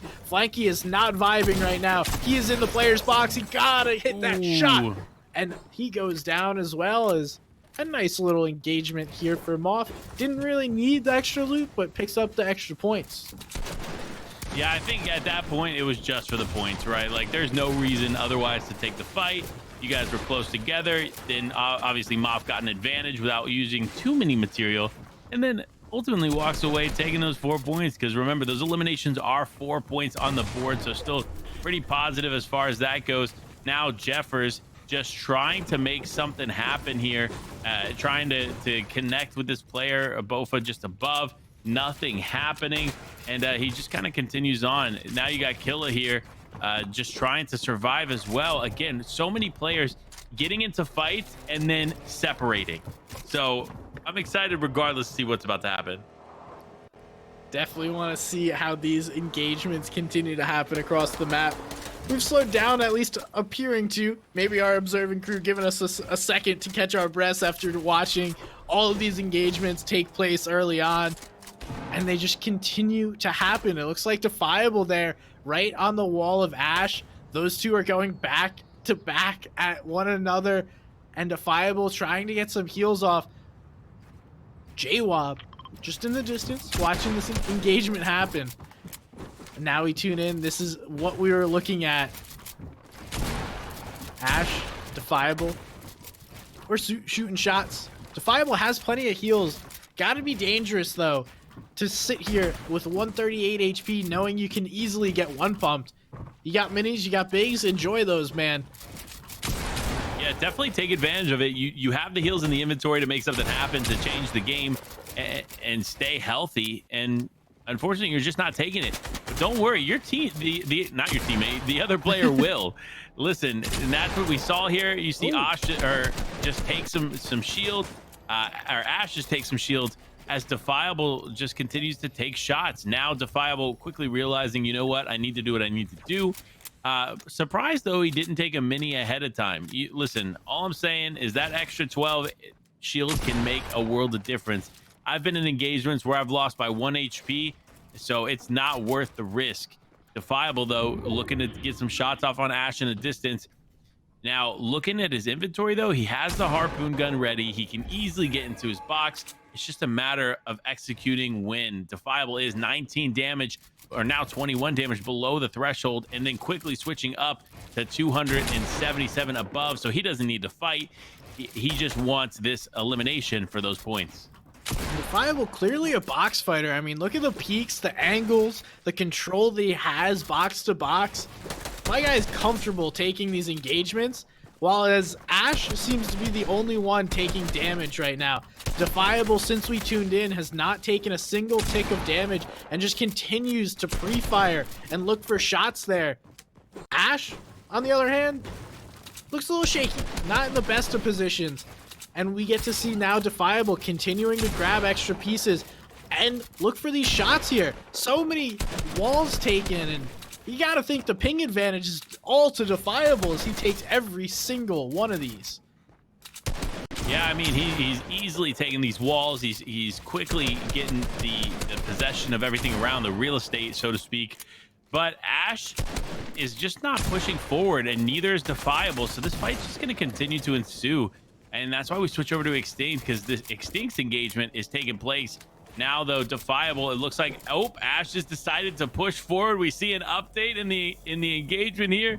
Who's going to come out on top? That's the question as Storm closes in. I'll keep an eye on the elimination feed for you guys, see if either of those players comes out on top. We got another battle happening on the opposite side of Storm. While both of these players look to disengage here, Clux is going to quickly get on out and move through. Now we see Carson picking up Dave. We got to watch out for Defiable or Ash. See if either one of those gets knocked as we tune back in. We don't even have to watch. We don't have to watch the elim feed anymore. Thank you, observing team. Is Defiable going to talk to the NPC, scoop up some extra metal? Oh, he's a nice little 100 boost of mats. Sometimes you want all those heals. Other times you'll take just whatever you can get. Yeah, Defiable now quickly hitting the med kit though, because look, you take what you can get, but sometimes there's not much to get. As Ant now gets tagged up, and it looks like it's going to be the case of another player trying to out heal Storm Surge, and fortunately for Ant, it's going to work out in his favor. And it looks like he'll be all right here. He'll live to tell another tale. It does look like J-Wob's going to go down. We tuned in with him earlier, and now Ant getting tagged up by a player holding him. I'm sure Ant wanted to get a little further in the zone, maybe slightly better positioning, but if I'm him, this is where I'm going to play now. I don't want to waste any more materials. I already built my box. I can hang out here, hold some players on the rotate. It looks like Rextra goes for the box. The other player runs right into the opposite box, and Alex, now the aggressor in this engagement. Both players fairly weak. Definitely in the... Oh, okay, Rextra. Ooh. Okay. What a turn of events there for him. He was able to clutch up in that engagement quickly and efficiently. Now efficiently getting in. You see effing Garv trying to dive in, but no, listen, Garv, my guy, I'm going to tell you this right now. The strongest player in Fortnite is definitely the Raptors. You need to run away. Get away from that action, because that's the last thing you want to deal with here while you're also trying to fight somebody else. And I think Garv's kind of understood that. Garv's not quite in zone either, so he's going to need to continue to rotate forward as he rotates in the opposite direction of forward. But now he's going to go ahead and go to zone. It looks like there's quite a few players all around. Ooh, and the shots are coming out. He may get held here, Gun. Likely gonna get held if you're on the outside looking in. Now we tune in with Zoro, who's right on the wall of Duster, and Frost just getting beamed up, doing his best to stay alive, but that may not be enough. The gas can comes through, breaks everything. Now he's in Storm and taking Storm damage, as well as there's our guy Ash. Ash has made it all the way around to this position, and Frost is forever grateful for Ash doing this, giving him a nice rotate into Storm and building for him. Yeah, and look, Frost has been able to make his way through. He's very, very weak. He's literally one pump from going back to the lobby, so he needs to play this smart. And there it is. The shots come out, the focus is there, and he quickly gets eliminated as Ash picks up the remaining pieces there of Frost. Zoro quickly identifying, taking some shots, but nothing significant engages. Kona down below. I mean, look at all the players that are on the edge of zone right now, and they are so far away from making it in for fourth zone. They need to be careful. They need to be mindful of this, and they need to start moving, because there's so many players next to them. It's going to be tough if they want to rotate late, especially if they're all rotating on top of each other. Yeah, I mean, one, I'm a little upset Zoro is not using a sword for his pickaxe, but that's besides the point. And two, there's, like you mentioned, so many players on this north side that these rotates are going to be so difficult. This is just pure open space. There's little to no mountains or natural terrain that's going to stop players from firing at one another. So it's either you make a decision not to fire at the person rotating next to you, or you just grief each other's rotates the entire way. We'll find out exactly how that happens, but here goes Commander K on the beginning of this rotate, looking to go right down the middle with this white line. This is literally the most dangerous path for Commander, but Commander, it looks like it's going to come out successful while only getting tagged up one time so far. But of course, as I say that, that's why you don't trust bushes. Immediately get deleted. Kona taking him out quickly there. I mean, oh man, that was one of the quickest eliminations we've seen all day, Gun. That's why you don't trust bushes, Panda. No There's bushes. a reason. There's a reason, my paranoia. And that is exactly why I've proven true in this game. Now, NorCal Nugs getting pressured from down below. We see Keto picking up Rise there, and people starting to make these rotations. There's a few players that have been slacking on their rotate. Defiable picking up an Elim, and this will be interesting to see where Zone pulls. There's a couple players based up on that Spire area, and I'll be interested to see if anyone is able to be way up there. And now here's a Hop Flopper rotate. Maybe Keto's the one who's figured it out for us. Yeah, you see how he uses it to go straight instead of jumps forward. So that might be the way to go. Instead of just jumping, you just run straight off builds and you kind of dive down at a quick pace. So maybe that's what we needed, maybe. But looking at Keto, just trying to stay boxed up here, but not quite in zone. The rotation is going to be tough here. Going to that southwest side of zone. It's not going to be an easy rotation, to say the least, as most of these players still need to go. He also was on a Pepper as well, I believe, so I think that helps. Oh, okay, Nugs. Going ahead, scooping up that elimination. I see you on the Blizzard there. A little two-piece action for us. And in a good spot. Panda. Now, I have to ask. Do you like to use the Primal AR, or are you simply just the regular old, I guess it's the mechanical AR? So I have an interesting loadout choice with the addition of the infantry rifle, right? So if I have an infantry rifle, I will take a primal assault rifle as a secondary over a regular assault rifle or an SMG. The reason I do that is that the way that the primal assault rifle hits close range is undeniably similar to an SMG and just that much more powerful. So if you're using it correctly, you have so many advantages. And then obviously with the infantry rifle back, it's a big hitter if you have good aim. So there's a balance there to what's going on, and ultimately that's the loadout I'm choosing as of right now. Okay, can respect that. I think I'm probably just traditional. Like if I could do your traditional box fight loadout every single game, I'll take that. I don't mind the primal AR, because when I miss my shots, like I can blame the bloom on the primal AR as opposed to like actually just blaming myself. You know, you always gotta have that cop out reason. But honestly, the bloom on that sometimes is so nice. You'll just like double dink a player or something, and it's like, oh my, okay, I didn't know I could actually do that. And it's just on your side as Zone is here on Atso's side, up on high ground. Yeah, and he's got the zone. He's got the high ground. We're in the 6th zone. This is an appropriate time to take the high ground. But when you have players like Brickwall still in your game, anything goes. Brickwall being such a dominant force, and we've seen in these games so far. He's aggressive. He gets into your box. He gets into your face, and ultimately gets that elimination for the most part. So we're going to definitely see how he can perform here in the final moments of game number 3. As it all ensues, though, Atsu on the high ground. CalGamer looking to potentially take a high ground position there in the distance. So that could be interesting to see if that changes up the way this is going to go. Atsu continually looking back, though, making sure he doesn't lose high ground as he continues forward, though. He is running a bit low on material. And there it is. CalGamer going for the high ground. The high ground play is in full effect. Atsu identifying that he cannot hold it and immediately gives it up to CalGamer. CalGamer stays holding high ground. He's up there once again. We get to see him constantly taking hype, but oh no, there's a third party coming in. There's a fourth party coming in. Everyone wants high ground. It's Zygy, Dex, and CalGamer all battling for the high ground. Looks like Wild Fox looking for it as well. We're jumping around. Here's Klux right now. He's playing the mid ground. He's got a good bit of mats. Doesn't seem to want to build. Perfectly rotating though, even though he doesn't need to build.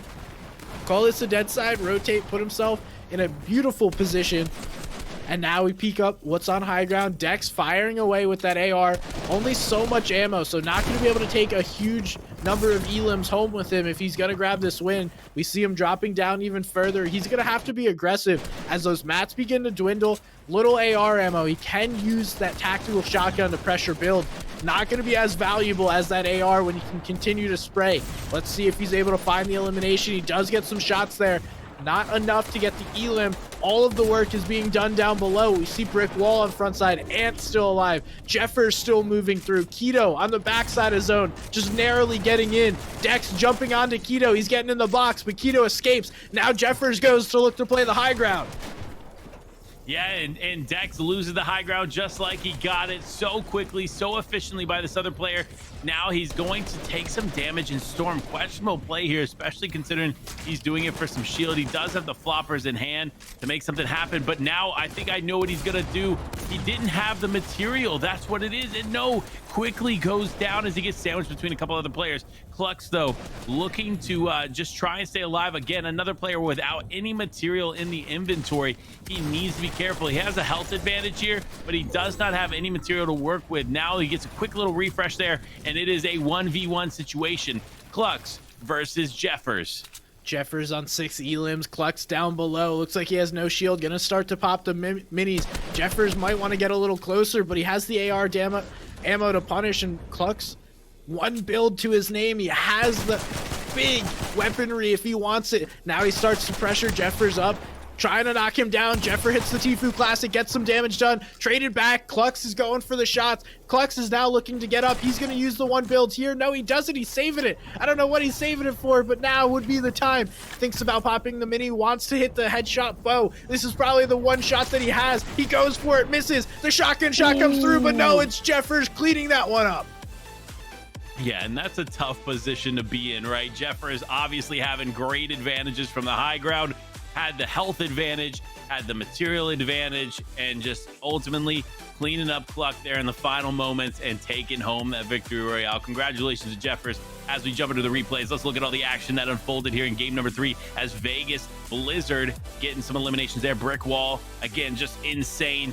Constantly jumping into people's boxes, showing that he's a dominant force and taking home those those engagements and those elimination points. You see Rextra getting eliminations as well. Kite, so much goes on in these games, and I gotta say this, right? You look at all these inventories, and what do they all have in common?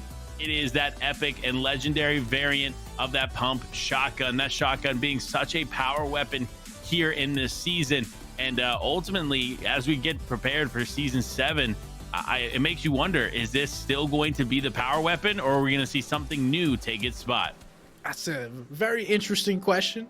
We still got a few more games to be played, and we get to see Jeffers on the high ground. Didn't hold it for long, but it's not about how long you hold it for. It's about holding it at the right moment. We see he was down to no builds. Klux was down to no builds, and it was all about the AR ammo and the damage coming out, hitting the main battles. What a play there by Jeffers taking that match.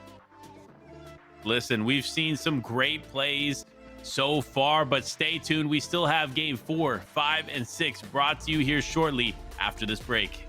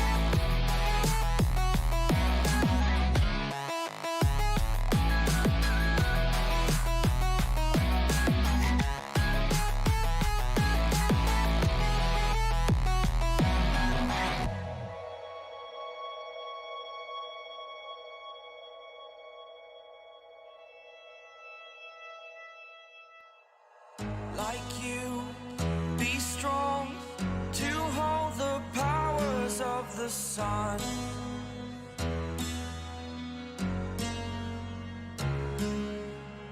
To dream, believe in strength. Now I'm the only one, only one.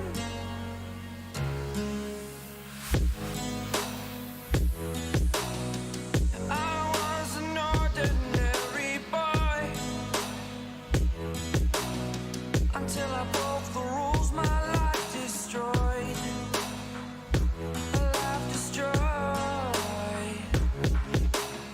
Until I walk awake, scream my mind, I shout, the ground shakes. How much can I take? My mind will break. Will it break? Can I take?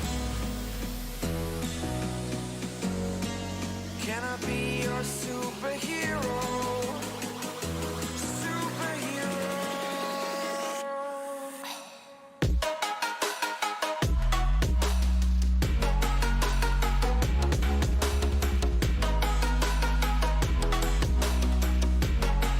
Can I be your superhero? Superhero. Superhero.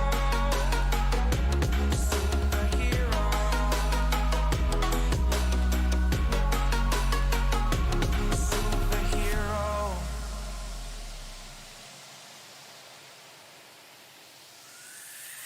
Fly away. It's the first time of today. Today. To dream, believe. You are the strength, you're all I need. Need. Oh, gonna give it a shot. Only one of me to shield you all from the enemy. You're a superhero. You're a superhero.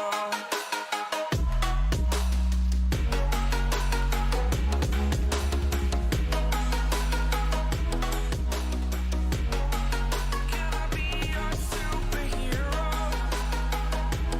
Superhero. Superhero. Superhero. Can I be your superhero?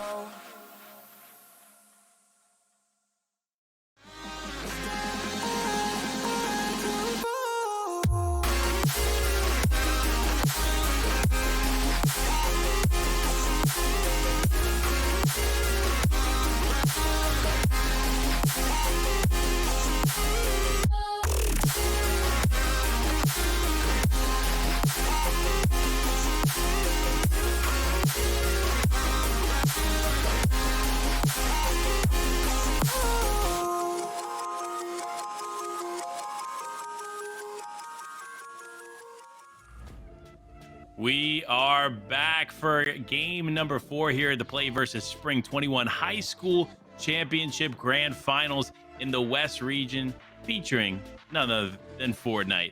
Now bringing you the leaderboards right away. You see these West standings have not changed too much as far as first place goes, but boy, oh boy, are things starting to heat up. Down to 10th, you see Defiable still in first place now with 260 points. Wildfox just behind there with 251 points, and Cal Gamer with 240.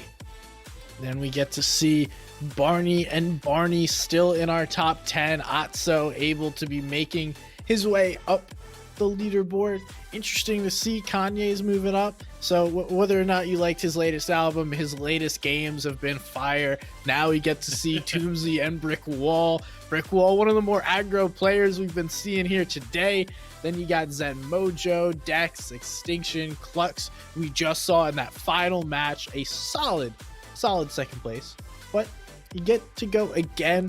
We're halfway through here, Panda. It is time to lock and load, because after that, there's nothing left. You either do it now or you never do it.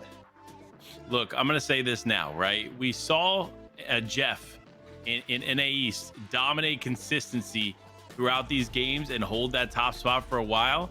I think we're going to see it same here with Deniable. So, I mean, there's a lot still going on. So much action still yet to unfold. Anything goes here in the game of Fortnite. You all know that at home. We know that here on the broadcast. So, nevertheless, I'm excited to see the action that continues to unfold. But as we continue to get these different hurdles thrown at us here in these games, whether it be bouncers being added, bouncers being taken away, I'm excited to see how rotations continue to happen. We watched a lot of players go down to poor rotation and decisions. So what do you think is going to happen here, Gun? Do you think players are going to continue to follow these poor decisions when it comes to rotations, or do you think they're going to make some adjustments, maybe rotate a little bit earlier, rotate a little bit more secure, and ultimately try to survive longer here in the following games? Maybe a few players will make those adjustments, but at this point, you either know how to make these rotates in this season or you don't. You know, I highly doubt some players gonna have that aha moment. Maybe one or two of them will, and it'll like click for them where they figure out, oh, dude, okay, I've been doing this all game. Need to switch it up. But I'm staying with, I think the people who are doing well will continue to do well. Maybe a couple will shoot up the leaderboard and, oh, let's go right back in the game. No breaks here. Listen, it's no breaks, all action as Dex and Blurry drop into their respective drop spots. Blurry going, it looked like Sweaty Sands and Dex coming up here to Pleasant Park. Pleasant, very well known as a top tier drop spot, and we've watched Dex drop right here on this house 2 times in a row. So now pulling the infantry rifle, this could be a solid start for him. All he needs is a shotgun in the inventory, and he should be able to make something happen. Really surprised that we're only seeing 2 players contest Pleasant Park. This is one of the better POIs this season, in my opinion, and 2 players, not enough.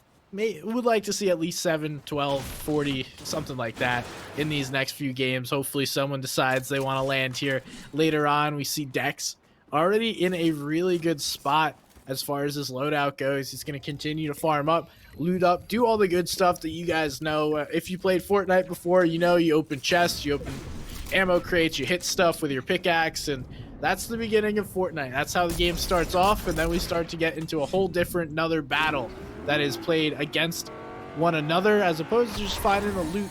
We see Dex already using these vehicles, picking up some more minis. My guy in a wonderful spot early on. Yeah, and you see it's Dex versus Rec there, both on 5G, trying to make some things happen in Pleasant Park. Definitely not taking any moments short there as Cobb gets ambushed there. Dave was just hanging out, holding on, and Cobb is going to go down. Man, oh man, I can hear Cobb's comms right now as Dave quickly eliminates him with the sneaky play behind the door. Now you have Extra here looking to make some extra plays as he pushes up here in Colossal Crops. That is like a jump scare moment. That is 100% a jump scare moment where you may drop your controller, you take your hands off your keyboard, and you just freak out for a second. Now we don't have time to freak out because RG Extra Cute is going up against Alan, and Alan we've known from a long time ago. The guy Alan, everybody knows an Alan. Maybe not this Alan, but you know someone named Alan, I would imagine. Some shots come through by Extra Cute. He's got one build. Oh, cleaning it up. Yeah, quickly cleaning it up, in fact. I mean, look, that's what you want to see when it comes to these engagements. If you're this player, you need to take this fast. You cannot waste time, and that's what we see here. You see Vegas getting tagged up significantly, and the other player, Glace, does have the advantage. Glace needs to get into the fight. He does take a pepper, so it's going to be able to put him in a nice little position here. Blizzard trying to fight back, not being able to successfully get any kind of significant damage here. Now it's time for them to both heal up. Glace is going to have the advantage here with the half pot, and they're just going to try to continue to take this fight. It does look like Blizzard's going to take the piece control there from the top, but Glace still just completely escapes here. The pepper provides such an advantage here with the movement changes. I mean, look, if I'm going to say anybody's going to win this fight, personally, I'm going to say it's going to be Glace.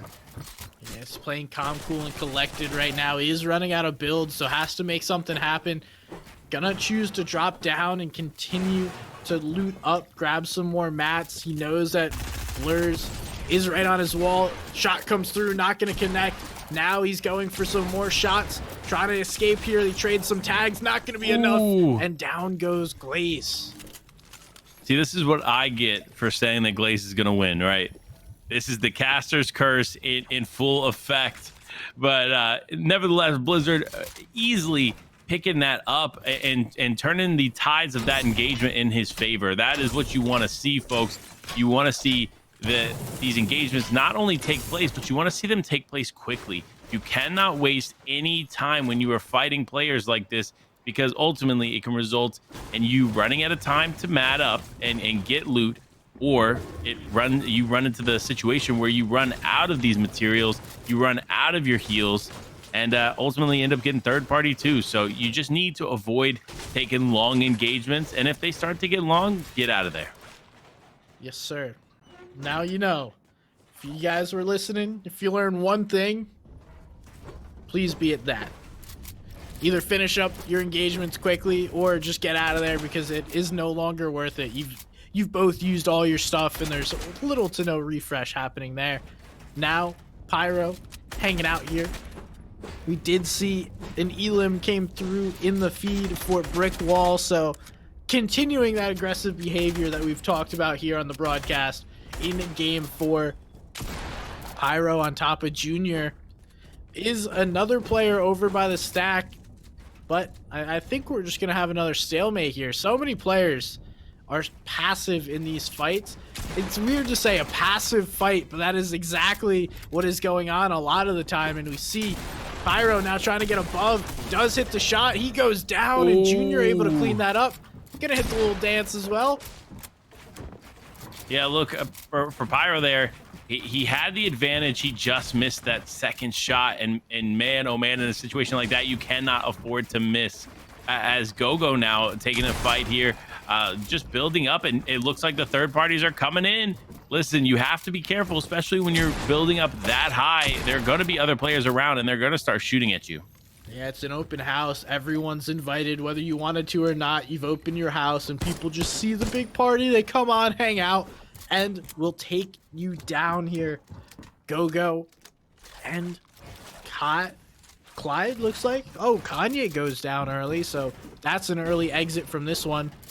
Now it looks like this player up above is Luno, trying to get some shots on. Both are trading, looking for some pieces to control, aka the piece of controls. Hit some shots, and now we're tuning into another fight that is happening a little bit faster. Toomsy versus Slicknick. Yeah, and Slicknick actually came into the chat earlier, said he was going to do well, and I'm excited to see him turn this around for him. Now switch it back actually over to Gogo. Gogo getting the advantage here, has the health advantage, just getting into Luno's box. He needs to continue to take this fight and take it fast. The last thing you want to do is get stuck up in Storm here with another player not too far away. You see Luno taking the med kit. And now Gogo, it's time to go. You just need to get out of there. It's not worth taking the fight anymore. You pick up some cabbages. You already know they're going to be useful. Or not. Don't pick up the cabbages. You do you. and keep it moving. Luno, it does look like it's actually going to go back for cabbages in another location. And it looks like Gogo might just wait this out and try to get the full elim here on Luno. Interesting move here. He does have the bow that hits hard if you know how to hit your shots with it. I believe it's a 162 with the regular primal rifle there. Now we're tuning in with Blizzard. Already got one elim there onto Glace. Now looking for another one down below. He isn't able to find that player, and it looks like FN Garv just sneaking out. Blizzard has identified where he's at, but Garv just wants to quick dip out of here. And it looks like exactly that will happen. He'll be moving on out. Blizzard might get a shot or two in, but really not going to be worth anything at this point. He might chase this, but we know there's multiple players in the area. You got to be careful. Miles is right in that building. We got plenty of builds nearby. Time to relax. Your early game engagements are now everyone's business because you've waited too long and now shared your business with everyone here, Blizzard.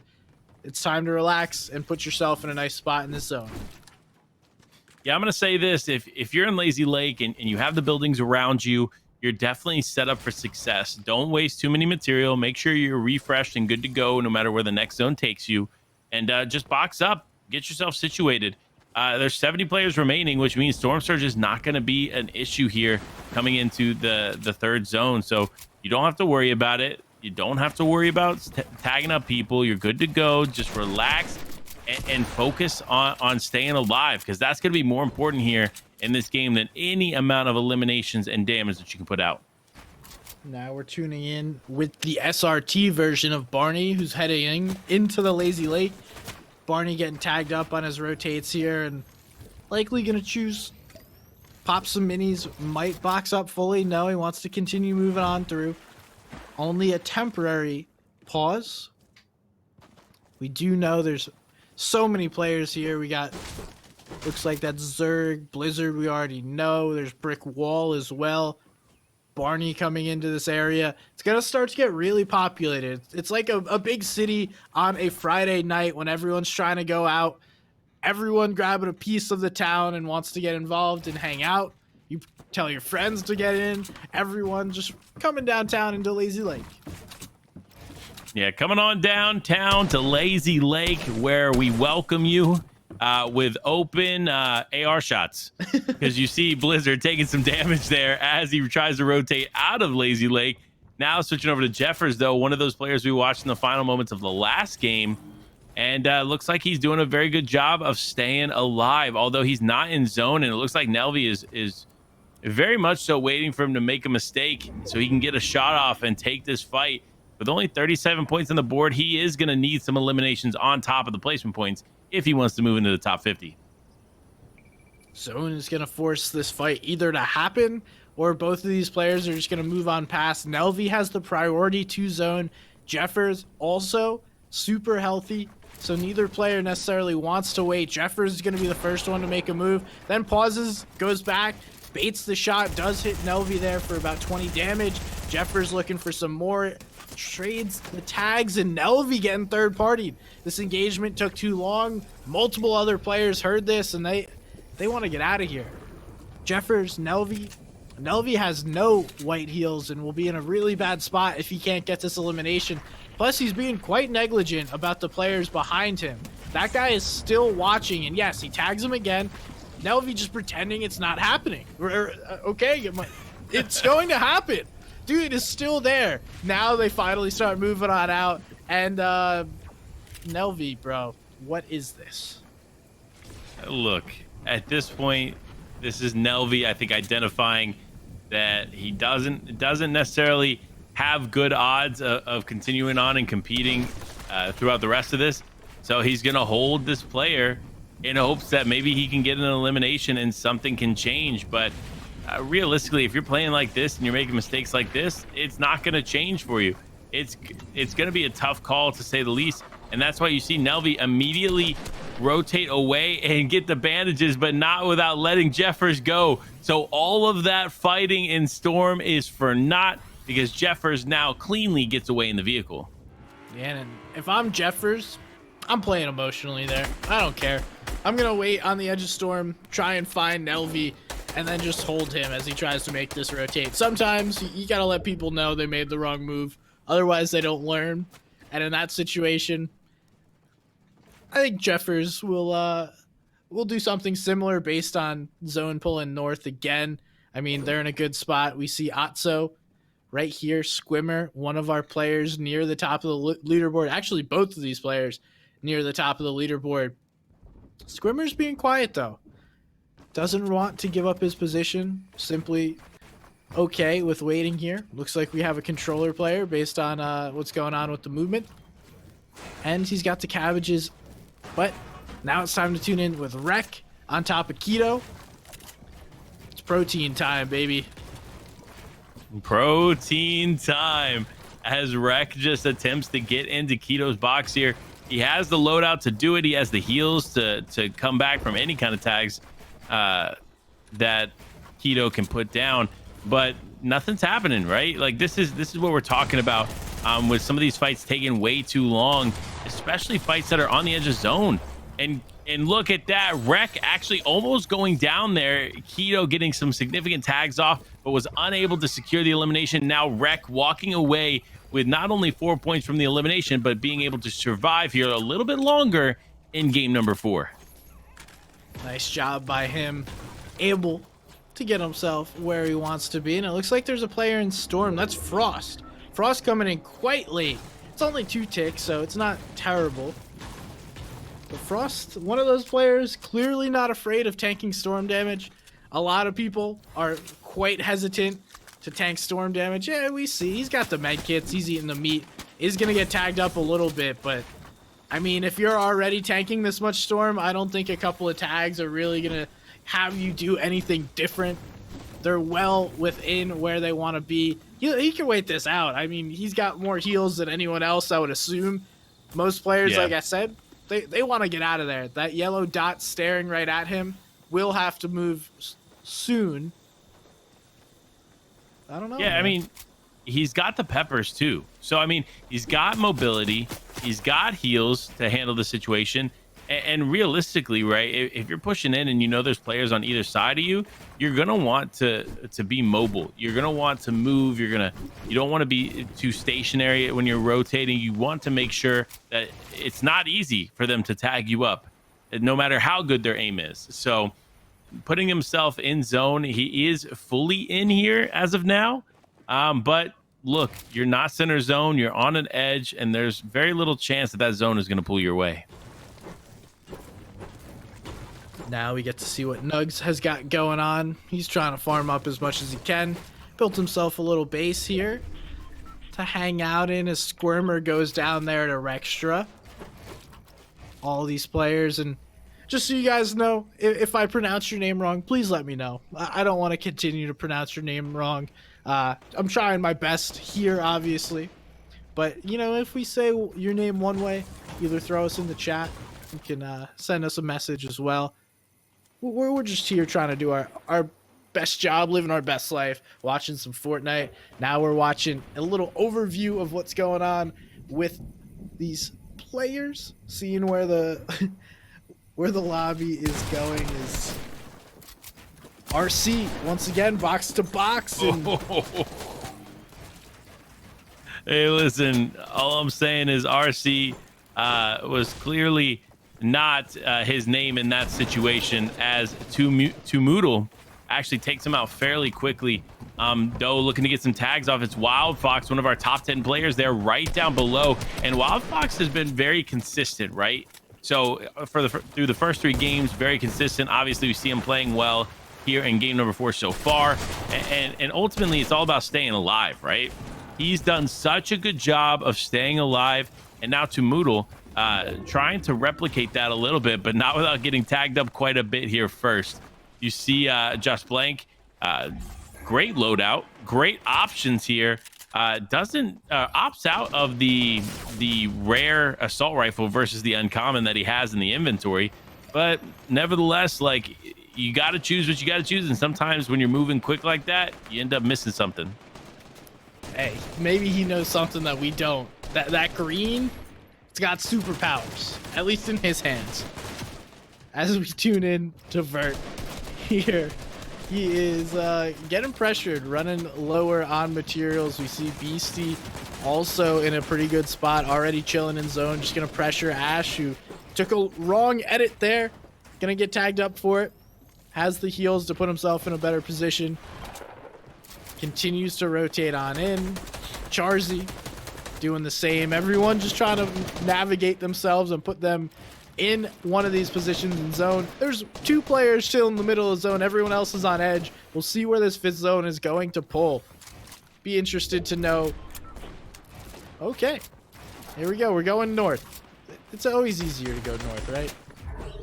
Yeah, look, depending on the zone, right? With the waterway here, you see some people already taking advantage of it. They're diving in that water. They're swimming straight ahead. And now with Storm Surge becoming a factor, people are going to be worrying it. And look, Flanky was just vibing. And then all of a sudden, Storm Surge comes into effect and he has to get the damage. So he had to push up. And unfortunately, that extra stress of Storm Surge showed that he was not willing to hold up to the pressure. He ended up cracking under the pressure and ultimately now back in the lobby. Though the people using the water right now, they're taking full advantage of an easy rotation as these players continue to move forward. You see still quite a few players on the back end of zone and struggling to make their way through. They need to be careful, like Toomsy here, not quite in zone, but still focused on taking some shots as he ends up taking some shots towards him too. Because remember, when you're set up and positioned in zone, now, all you have to do now is look back and choose your next victim. Now Toomsy continues to fire away. He's got to focus on that rotation here. Now going to decide to get in. Should be plenty of paths that he can follow, build a little bit. There is Blizzard right below, quite weak near Toomsy. Obviously, Toomsy has no idea. Only we have the luxury of seeing the player names and the XP. Or, sorry, not the XP. The HP. Sorry, thinking wrong words. We can guess what levels they are if we want. Yeah, I'm going to say Kenzo is level 10. No, but look, in all seriousness, this looks like it could be another victory royale here for Kenzo with the position that he has in zone as of right now. He's in a really good spot, especially with that spicy fish to make a play here. One elim early, almost max materials, is going to put you exactly where you want to be on this high ground position. And not only that, 6 zone pulls his way. So he can easily chill up in the same exact spot, rip that spicy fish, dive over. He's already pinging where zone is, where he wants to grab that natural high ground position. And now it's all up to him just to hold this and avoid any potential catastrophes of getting knocked out. Yeah, I think obviously the focus is not going to be on him right now, so he should have a pretty easy rotation forward to maintain the high ground, but he is going to have to connect here pretty quickly, because if he does not connect, he's going to end up getting knocked out. Now you see other players scrambling to get up the hill. He's going to need to go up, and he immediately does as we say that. And look like another player actually pushing up right behind him as Ezra gets an elimination down on the low ground. And it looks like Kenzo is too keen to know that a player was coming. Might actually help him out with some greater connects. I believe that was Defiable going for it. We see Caden going down, and now Mojo also getting eliminated. Kenzo looking to hold his high ground position. He has the priority in this zone. He's the first one, but other players are looking to make plays. Kenzo keeps this, quickly shuns down the other player, but no, the chop comes through. The knocks of the shield onto Kenzo. He has to give up this high ground position, at least for now. Heal up a little bit, and then it's Cal Gamer. Oh my goodness, is Cal Gamer a high ground player? Because every single game, he's held height for at least a little bit. It's always Dex, Kenzo, and Cal Gamer fighting for the high ground, and sure enough, we saw it there momentarily. Now Cal Gamer being able to take the high ground there and hold on to that. We see Room there in the distance. We see Dave. Lots of players still surviving here as actually Kenzo ends up taking on Dex quickly there on the low ground. Now he's going up against Barney. If he's not careful, one of them is going to go back to the lobby for sure. Now you see Cal Gamer actually changing it up here, has the health advantage, has the high ground. I mean, realistically, this is his game. Frost able to pick up a nice elimination on the backside, and Kenzo going for it. He ate the spicy fish. Now they're gonna battle it. I believe they both are on some kind of speed buff, but no, Cal Gamer's gonna have to give it up. He was running out of materials.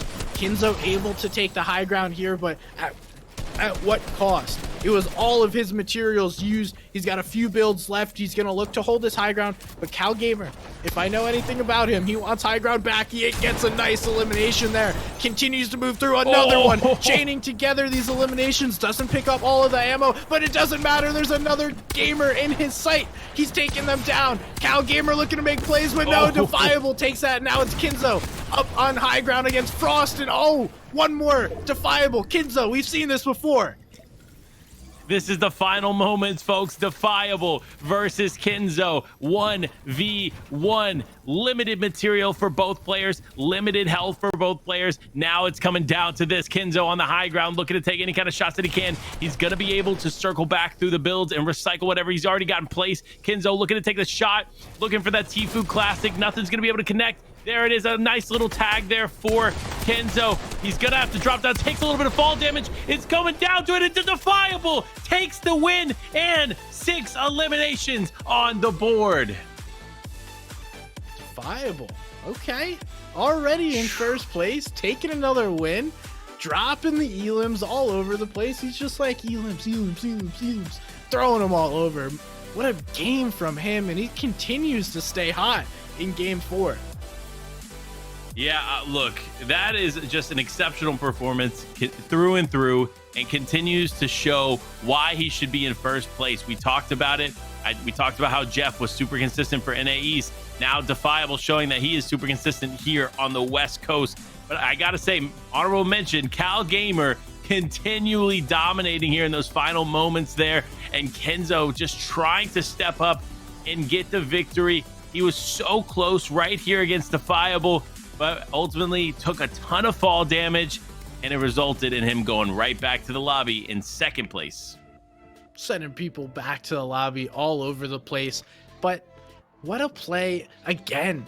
I mean, West is known for these crazy high ground plays, and we're seeing it right here. Everyone wants a piece, and whoever held it, it's only for a zone or so. You hold it for one zone, then you go and follow the next player. But we'll take a quick little break.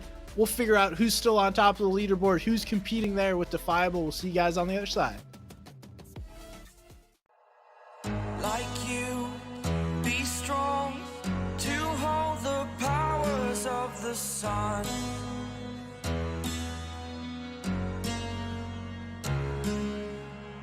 To dream, believe in strength. Now I'm the only one, only one.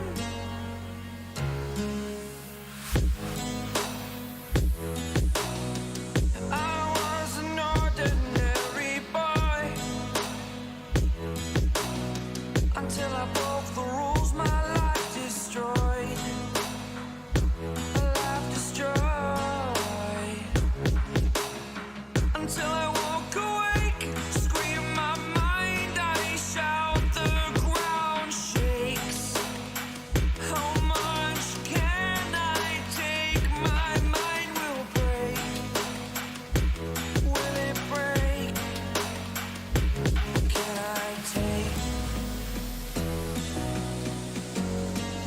Can I be your superhero?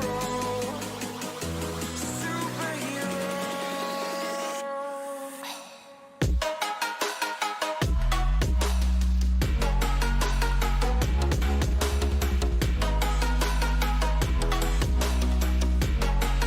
Can I be your superhero? Superhero. Superhero.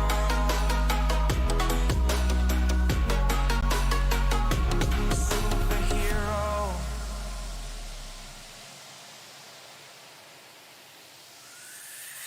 Fly away. It's the first time of today. Today. To dream, believe. You are the strength, you're all I need. Need. Oh, gonna give it a shot. Only one of me to shield you all from the enemy. You're a superhero. You're a superhero.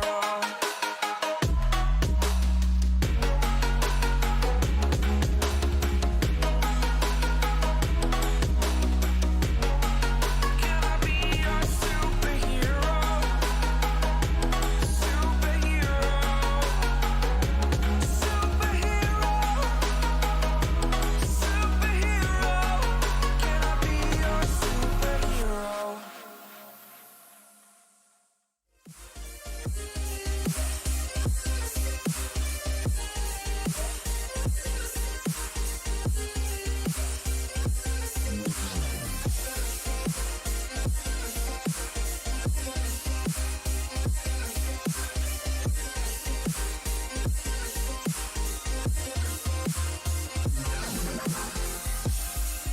I've been keeping myself so busy.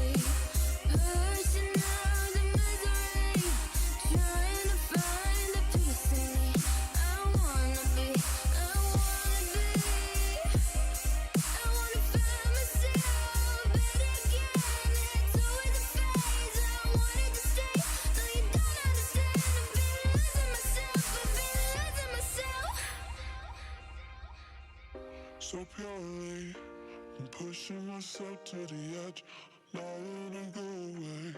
Been testing myself at the worst. I've been pushing my mind to the most. I've been loving the people around me, but I'm so paranoid, so paranoid.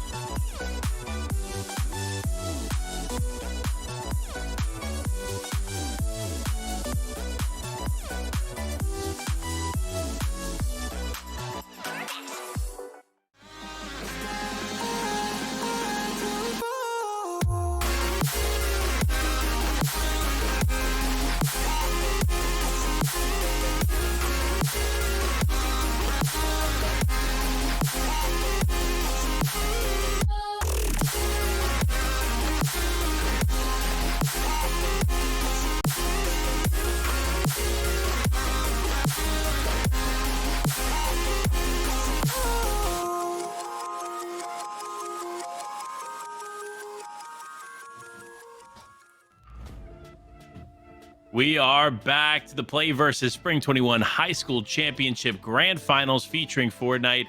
And standings are ready. Leaderboard is ready. Let's go ahead and dive straight into it. We want to know what happened in the first 4 games. Where are we at as of now? And of course, with an undeniable lead, we have Defiable. 381 points on the board, getting 2 victory royales. I mean, this is just impressive stuff here coming from Defiable. Hey, starting to walk away with it. I wouldn't say run because Cal Gamer is right there with him with the Peppers, contesting high ground every single game. And it looks like there's not too much of a difference as far as the placement between these two. It's just a few more elims by Defiable that's starting to edge him out. And obviously those victory royales help. But now we check a look at Wild Fox, still continuing to place well. We have Kinzo, SRT Barney, Brick Wall up there in 6th place, Jeffers in 7th, Dex, Nugs, and Toomsy rounding out our top 10. Yeah, and diving into 11th to 20th, right? There's still some notable names here. Acting Like Barney was in one of those top 10 spots. So was Kanye. And now you see Ezra. Out of all the players, we've watched Ezra closely, and Ezra is now making a comeback. So that's what we want to see. we want to see some changes in the leaderboards. We want to see some shifts and excitement here in these final games, because we're going into game number 5, meaning there's only 2 games left in today's format. So remember, if you don't already know, top 50 from these games proceed over to the PlayVS Cup happening in June. So you want to be in one of those top 50 spots. That's what's going to be most important today to these players. 100%. You got to secure yourself there within the top 50. Let me take a quick peek what that currently is. Looking like 115. I think it was 170, 180 over in NA East. So quick maths around there, something like that, depending on how things play out. And you always want to go in with a nice steamroll of your opponents. Just kind of flex on them, let them know, hey, you guys may have qualified, but I won the tournament by like 3 million points. And that's what Defiable's trying to go for right now. But Cal Gamer not giving it up. It'll be interesting to see if these two go head to head once again here in the end game. Yeah, and we're about to dive in. We might as well get in here, get in on all the action. You see Maiden, you see Vert being another player we've watched very, very closely, done quite a bit here, but has not been able to hold on into the later portions of the game, resulting in him only having 105 points on the board thus far. But like we know, only one game is all it takes to turn your tournament around. You see, though, what an interesting drop, to say the least. That was that one chest dropping a legendary primal shotgun and then an uncommon tactical shotgun. Hey, some people just got it all, man. I don't know what to say. Sometimes it's on your side, sometimes it's not. Yeah, definitely on Matten's side here, and I don't blame him. His name has Matt in it, and Matt is just a fantastic name. But switching over to Defiable looks like he's gonna have a nice little spot here in zone. It doesn't look like there's a ton of players around, so he's gonna be able to kind of take this split drop all to his own. And maybe that's the secret sauce, right? Is that he's not dropping out of POI, he's not contesting other people, he's not dealing with these other players that ultimately could affect his game. No, he's playing it smart. He's playing out the early game in a very calm and patient manner, which is resulting in him staying in that #1 spot and getting some victory royales while he does it. Oof. And it doesn't look like it's going the same way for 9 Kings, but Tomoodle able to pick up that Elim 189, should be near, I believe he's in top 20 position, in a solid spot right now, able to grab this POI, not named, but still important, all to himself. Now we're tuning in. We haven't really seen Stealthy, haven't seen the action here, and Face Master up against, looks like Blurry gonna be jumping on him. Blurry's on the hop flopper, and that's actually gonna wind up hurting him, and he goes down. Rip Blurry. Man, when I saw him open up the box and just fly out of that thing, I was like, okay, he's either on a hop fish or something else is going on here, because that man was flying out of that box. Sure enough, though, it ended up being his downfall, like we see here when FaZe Master took him out. Regardless, I hope he was screaming, like, as he jumped out of there, just like, ah, it's coming out of the box, shotgun out. That would have made it so much better. Could you imagine if we had player comms for situations like this? You just hear like ooga booga, like jumping out of the box there. Like, I can see it, man. Shout out to Daquan, the good old days, man. The OG days of Fortnite. If you don't know, now you know. Go look it up. Now though, switching over to Zerg just trying to take some walls and play patient. That's kind of the key to success here sometimes, is just play patient, understand the game, understand what's going on around you, and then take advantage of it. Because guess what? If you play smart, you're going to be able to come out on top in a format like this, especially a format so heavy on placement. Ooh. Oh man, Miles' game looked like it was almost done for, and sure enough, he turns it around, has the wall, takes the edit, gets the elimination, and then quickly switching over to Blank, getting an elimination there on Zerg. Man, oh man, the action is heating up here on the West Coast as players just continue to drop before first zone even closes. And now Toomsy also in an engagement. The action appears to be picking up in these early games as fights are happening much faster. Players are getting a little loose. They've warmed up through most of the tournament already. Toomsy looking to take a big pot. Got some shots there off on the Blurs. And Blizzard, oh, okay, not connecting. Toomsy looking to get the med kit. Oh no, he's going for the big pot instead. Either way, you know, healing up. Yeah, he's healing up, trying to just stay healthy before this engagement unfolds, as it's Toomsy versus Blizzard. I feel like this is an engagement we've watched unfold already once before, and it just continues to happen here again. Toomsy, though, needs to try and focus on getting this med kit off. The last thing you want to have to deal with is having only 28 effective HP on you when you're trying to take a fight like this. He does not have control of that, and he identifies that quickly, and man, oh man, he has no material either. This is going to be tough here for Toomsy as he tries to take this fight here with Blizzard. He does have a decent amount of health on him, but he does not have the mats to take this comfortably. So he's going to have to make something happen. It does look like there it is. Blizzard coming from a different angle. Got him weak. 7 HP in a dream as Blizzard now just healing up there in the distance, and Toomsy takes a med kit. Oh man, if Toomsy was able to hold that med kit, he could be back in this fight. Oh, 7 HP, and he just keeps tagging him, Gun. This fight is lasting forever. Toomsy going back and forth with the damage being dealt.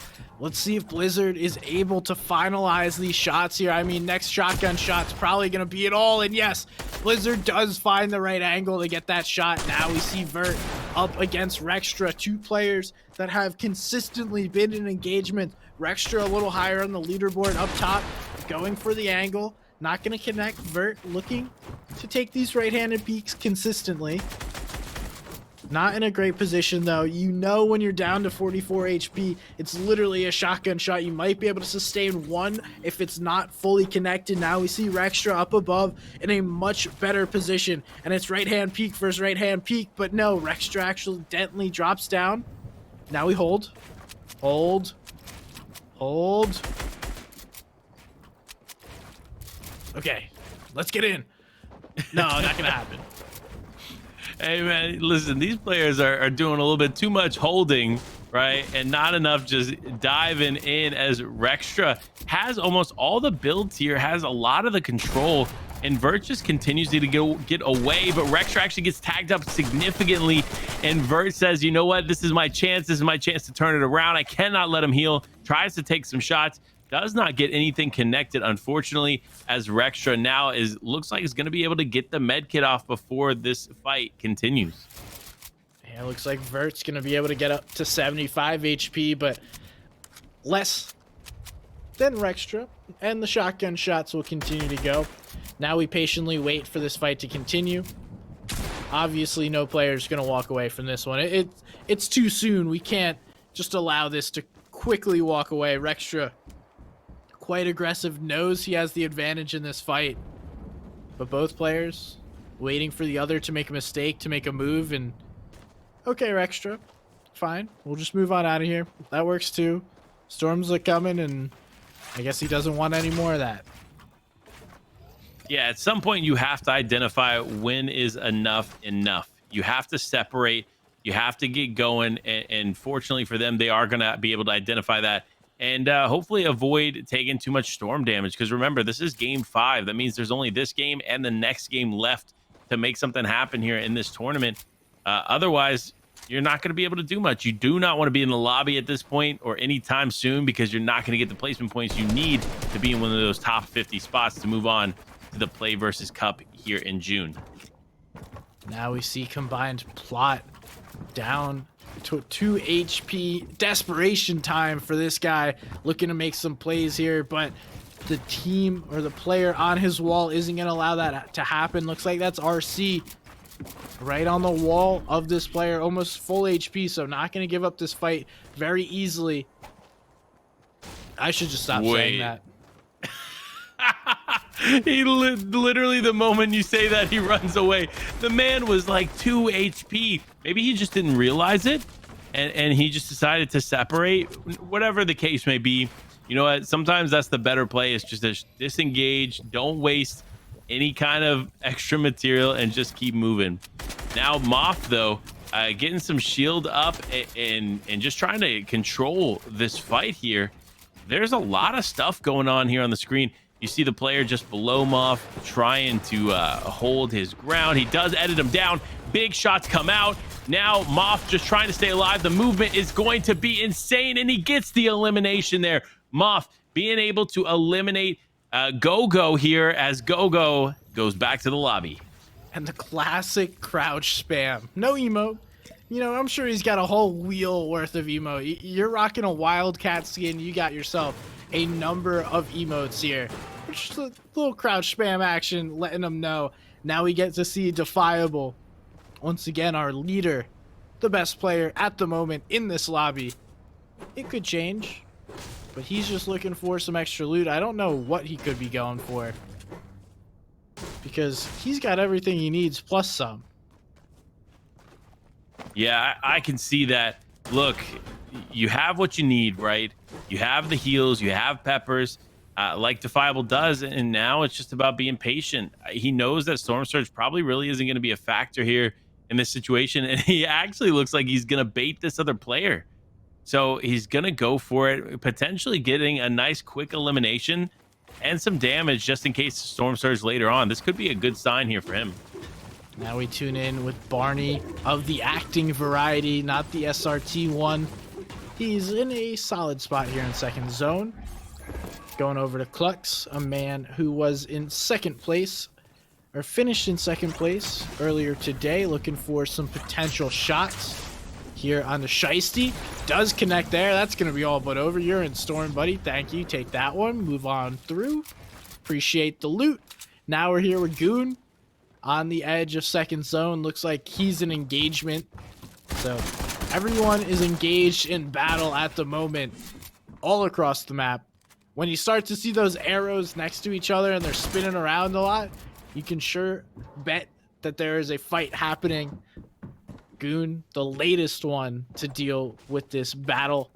He's kind of just chilling, though. He wants to avoid any action. A passive player. Yeah, passive player indeed, and that's what's going to be make you successful here in this game, is being a little bit more passive. Storm Surge is active, but it's all up to you. Now, looking back though, you see Barney just holding on here. He just continues to be patient. Lots of action going on around him, and not too much excitement here in the box for him, but nevertheless, he is going to just practice his rotations within the boxes. And this is a good way to practice. You got to practice that movement every once in a while. Oh, yeah. Making sure he's getting his laps in. You never know when that endurance is going to come into handy. We do see J-Wob goes down to Storm. So unfortunate for J-Wob. Good for the rest of the lobby, because we don't have to deal with Storm Surge. But wouldn't you know who's on high ground? He's all the way up there. It's Cal Gamer. Man, oh man, Cal Gamer. Okay, this guy continues to impress here. While he hasn't been able to get necessarily the victory royale from the high ground, he still seems to hold the high ground fairly well throughout a majority of the game. So this is gonna be good. I'm excited to see what's gonna happen here for these players. Regardless, as Cal Gamer continues to take shots off in the distance. And now we get to see where third zone's playing out. We're going towards the Flopper Pond area. We got Wild Fox here, who is in our top 5. We have Nugs right on the opposite end. Another player in the top 10 here. Jumping in and cleaning it up. That is all over for Nugs. A player in the top 10 goes down early to another player in the top 10, doing a little laugh, letting them know. But Wild Fox, another solid start here in this match for a player we haven't seen too much of, yet is up there on the leaderboards. Yeah, for sure. Wild Fox has been, through consistency, holding a top 10 position. And I think that is something that kind of goes goes without saying, if you're consistent and you're not focused on just having really good games and then occasionally having a bad game, you're gonna have a better turnout in a tournament format like this, and that's what we see happening here. Now Shinx, though, 31 effective health. He is not in a position, a good position here for him. This reminds me of one of my favorite Fortnite clips of all time. The mongrel shing shing shing shing clip. Shing shing. I mean, it's got to be the greatest Fortnite clip of all time. If you say something Without else, a doubt. You're probably just wrong. But I respect your wrong opinions. Yeah, I'm gonna agree with you there. Like, that is literally the best clip of all time. Now, this is one thing I'm gonna say here: Defiable, defying the odds and taking the high ground away from the other players in a great position here in zone. Now, listen, zone has to pull away from this hill, but because of the position he has on the hill, he should be able to rotate pretty effectively away without taking too much damage. Now, it all really depends on the way that the zone pulls, because right now, as far as zone 3 goes, it could pull closer to him, it could pull complete opposite from him. We will find out. It's going to be exciting regardless of how this ends up turning out. Jeffers getting an elim in the feed there, and Beastie going down. Unfortunate there for Beastie. Get to see Wild Fox has a nice big base, plenty of room to work with here. Mojo right ahead of him. Combined plot also in the distance, and then Fort Zone popping. Little ping there from Wild Fox letting him know where it's at. Now we're back with Oblix trying to take a wall, and he's getting out taken right now as the other player seems to be able to grab that, and that's Slick Nick on the opposite end of Oblix. Yeah, and I'm excited to see what Nick's able to do here. We've mentioned it before. He came into the chat pretty confident going into the tournament. 185 points on the board. I would say rightfully so. Definitely holding, as of right now, one of those top 50 spots, but he needs to remain consistent here in the final 2 games if he wants to secure that top 50 spot. You look at the distance, though, he's going to have to clear. It's going to be tough for him to do. He does have the vehicle to do it, though, with the bouncy Lamborghini is what I like to call it, because those big tires are going to throw you for a loop if you are not careful. Slick Nick is gonna go for it. Just full send it down the mountain. He's flying, likely unable to get shot at. He's going that fast. What a beautiful rotate by Slick Nick. That was a slick play, putting himself in zone. Now getting a little deeper in to the position here, boxing up on edge. And now we see Wildfax. He's doing the same, following some old builds, putting himself in a good position. Waiting to see if he wants to rotate in through, and now Surge popping up. 9 players got to go down in the next 55 seconds, otherwise Surge plays a factor. Wildfax getting shot at. Looks like that's Allen. Some other players enjoying the spray action. And now we're tuning in with some more players. Yeah, and looking at Frost's situation here, Frost in zone, doesn't have to worry about moving too much, but is surrounded by other players, and only being 14 damage above the threshold, you're going to have to get some tags off here soon. So if I'm Frost, I'm shooting Snavy. Snavy is getting tagged up here in just a few moments. Look, and that's what you have to do. You should really focus on balancing the damage output you put towards other players to stay above that threshold, but also be patient. You cannot overextend, especially at this point in the game, because you're going to take unnecessary damage. And now, especially more than ever, Frost is going to need to get some tags because it is rotation time. And if he doesn't need the tags, somebody else will. And it's probably going to focus him on rotation. Now we check in with Clyde, another player who needs to make this rotate. Likely a lot of people will be going along this bottom side of Storm. Unfortunately, Caden goes down there to Fusion.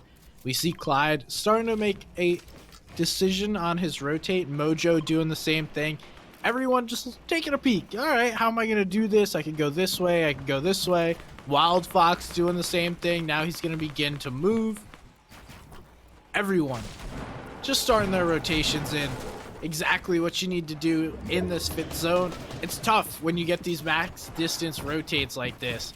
Not exactly where you want to be, but sometimes it is what it is Kinzo picking up a double elim there. Okay, I see you, Kinzo. Kenzo definitely wanted to make a comeback after the last couple games, so let's see it happen. I'm ready for it. I want to see Kenzo do really well in these games. He's consistently been up in the top. He's consistently made some great plays early on in the late parts of the game. So I just want to see what he can continue to do when he has every advantage in his corner, and we may be able to see that here in this game.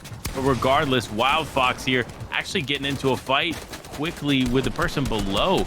It looks like something switched up here as he's just trying to take the fight here in this match. You see just trying to get any kind of angles that he can.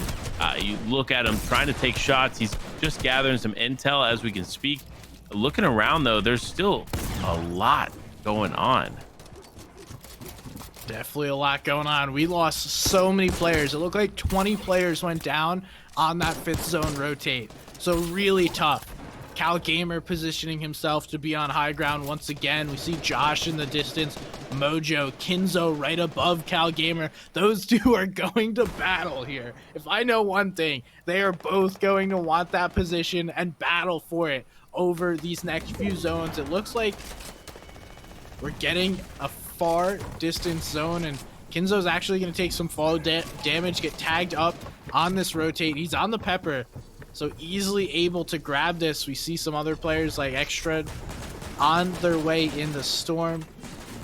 Kinzo playing this low ground, not his typical high ground position, but doesn't have the materials to continue on up. Defiable picking up that elimination there onto Atso. That'll continue to fuel his run here. And he is also on a pepper because he is flying right into the storm. Yeah, and you saw the quick thinking there. He knew that he was going to be able to make that jump with the pepper on. He knew he was going to be able to connect there, and he did it very quickly. Now Defiable having a bit of a lead here in the zone. He's going to be able to turn around, take these shots, and he's doing it so well. He does get somebody in his box, quickly drops him out of the box. Again, just such a smart player here in Defiable as he continues to push on. Now, though, you see Kinzo with the epic tactical shotgun, just trying to take continued shots here. I gotta say, the strongest portion of the game here for the tactical shotgun is the late game. Being able to swap out those builds, take the walls, and hit multiple shots quickly is such an advantage to have. And I think we're gonna see Kinzo use this effectively right now. And then we see Blizzard take down Jeffers, but then Carson takes down Blizzard shortly after. Juno in the sights here of Kinzo. We do see Dex going down as well as Mojo. Luno also getting eliminated. Frost is picking up elims in the feed. Defiable's about to get in. That's Miles on the other side of that. He wants it. He wants to grab this elim, but no, Miles narrowly escapes. Defiable lives to fight another day. He's looking up at high ground. That's Cal Gamer. Wouldn't you know it? He's up on height. As always, Defiable looking to get in once again. He wants all the sauce, but no, high ground is looking for shots on him. Cal Gamer is firing away as Kinzo is forced to go further down. We then see Ant on the front side of zone. Kinzo fighting Cal Gamer and Defiable. A few of our top 3 players going at it at the backside of zone. Ooh. Defiable goes down. Abstract looking to pick up some more elims, and somehow Cal Gamer comes out on top once again. He's running out of mats though. He needs to make a play here with that harpoon to fund his high ground army, and yes, more materials coming through. Oh, as the eliminations continue to come through for Cal Gamer. He gets the elimination on Abstract, gets the elimination on Ant, and now has 10 builds to work with, but quickly dropping down to 6. He's going to need to make something happen, and there it is! Cal Gamer gets the victory royale with that quick pump on Carson. Cal Gamer. Okay. What a game. Man. Look, that is just insanity at its finest. Cal Gamer being able to hold on to the high ground so effectively and ultimately taking that victory royale. Now looking at these replays, you see Moff. This was another good elimination for Moff. I know we haven't been seeing as much of him in the later part of the game, but that was still a good elimination nonetheless. Wild Fox, another top 10 contender, just diving into people's boxes, getting those eliminations as we switch over to Defiable, getting some big tags as well. Just non-stop action here in these games, and that's why we love these replays. So you get a little bit of a glimpse into what just happened. That was the back-to-back eliminations there on Abstracted Ant, and here's where Cow Gamer drops down, gets a shot off on Carson, takes advantage of his floor, and ends it for the victory royale. What a game number 5. That was just nasty there by Cal Gamer, taking high ground in every single match, finally securing that victory royale. But was it enough to overtake Defiable? I don't know. We'll take a quick break and find out when we come back.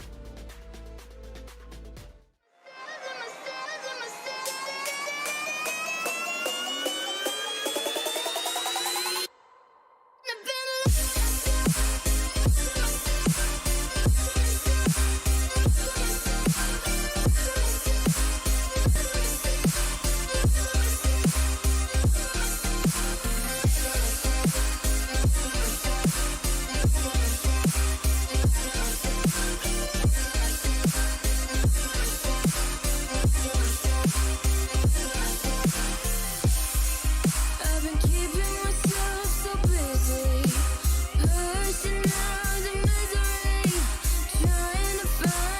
I wanna be, I wanna find myself, but again, it's always a phase. I wanted to stay, no you don't understand.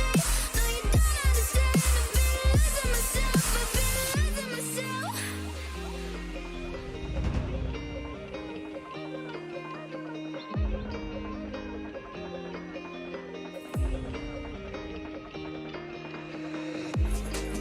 I've been keeping myself so busy, pushing out the misery, trying to find the peace in me. I wanna be, I wanna find myself, but again, it's always a phase. I wanted to stay, no you don't understand. I've been losing myself,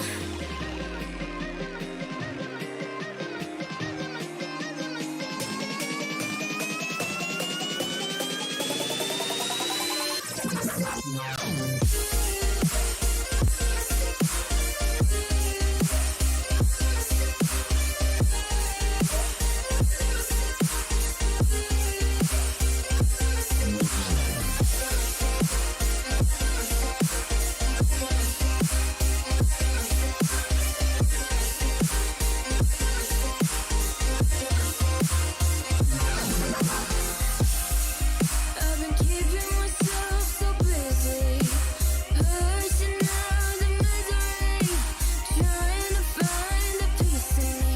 I wanna be, I wanna find myself, but again, it's always a phase. I wanted to stay, no you don't understand. I've been losing myself. So purely, I'm pushing myself to the edge, not letting go away. Been testing myself by the worst. I've been pushing my mind to the most. I've been loving the people around me, but I'm so paranoid, I'm so paranoid.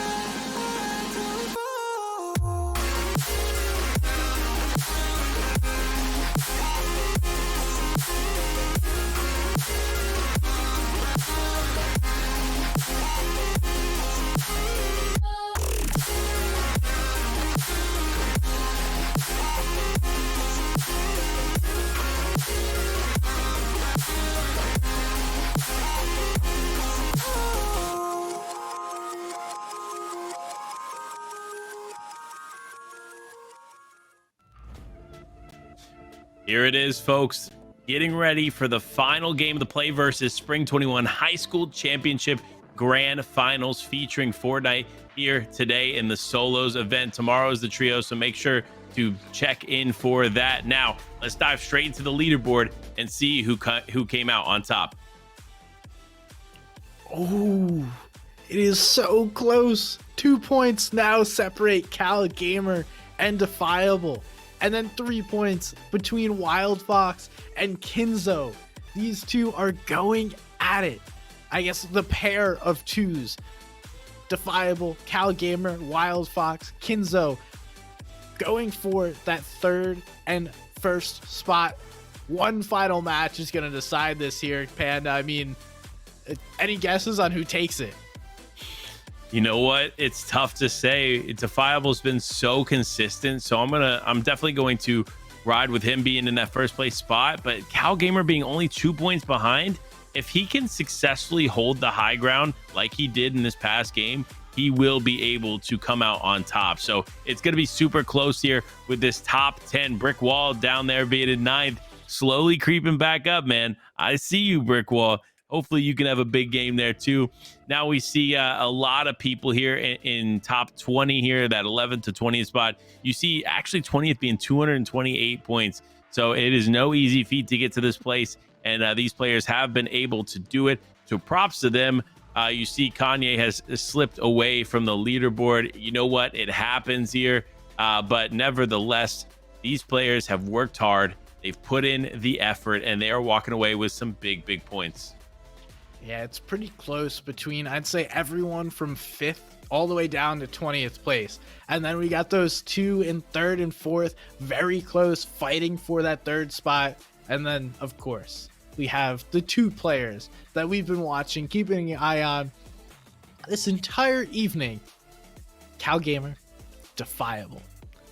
Man, this is building up to be an awesome finish for us here, Panda. We have a lot of amazing high school talent. Obviously, these guys play big grinders, awesome at this game. Interested to see and follow their careers as they're still young, as they continue to play, hopefully, some competitive Fortnite. Yeah, I mean, Defiable has shown us that he can hang throughout all these games, consistency throughout, constant eliminations, and such smart movement and placements in these zones. Like, Defiable has done a very, very good job of holding himself accountable, putting himself in the position he needs to be in, and ultimately walking away with tons of placement points, which is why we've seen him in that top spot. But will he be able to hold it?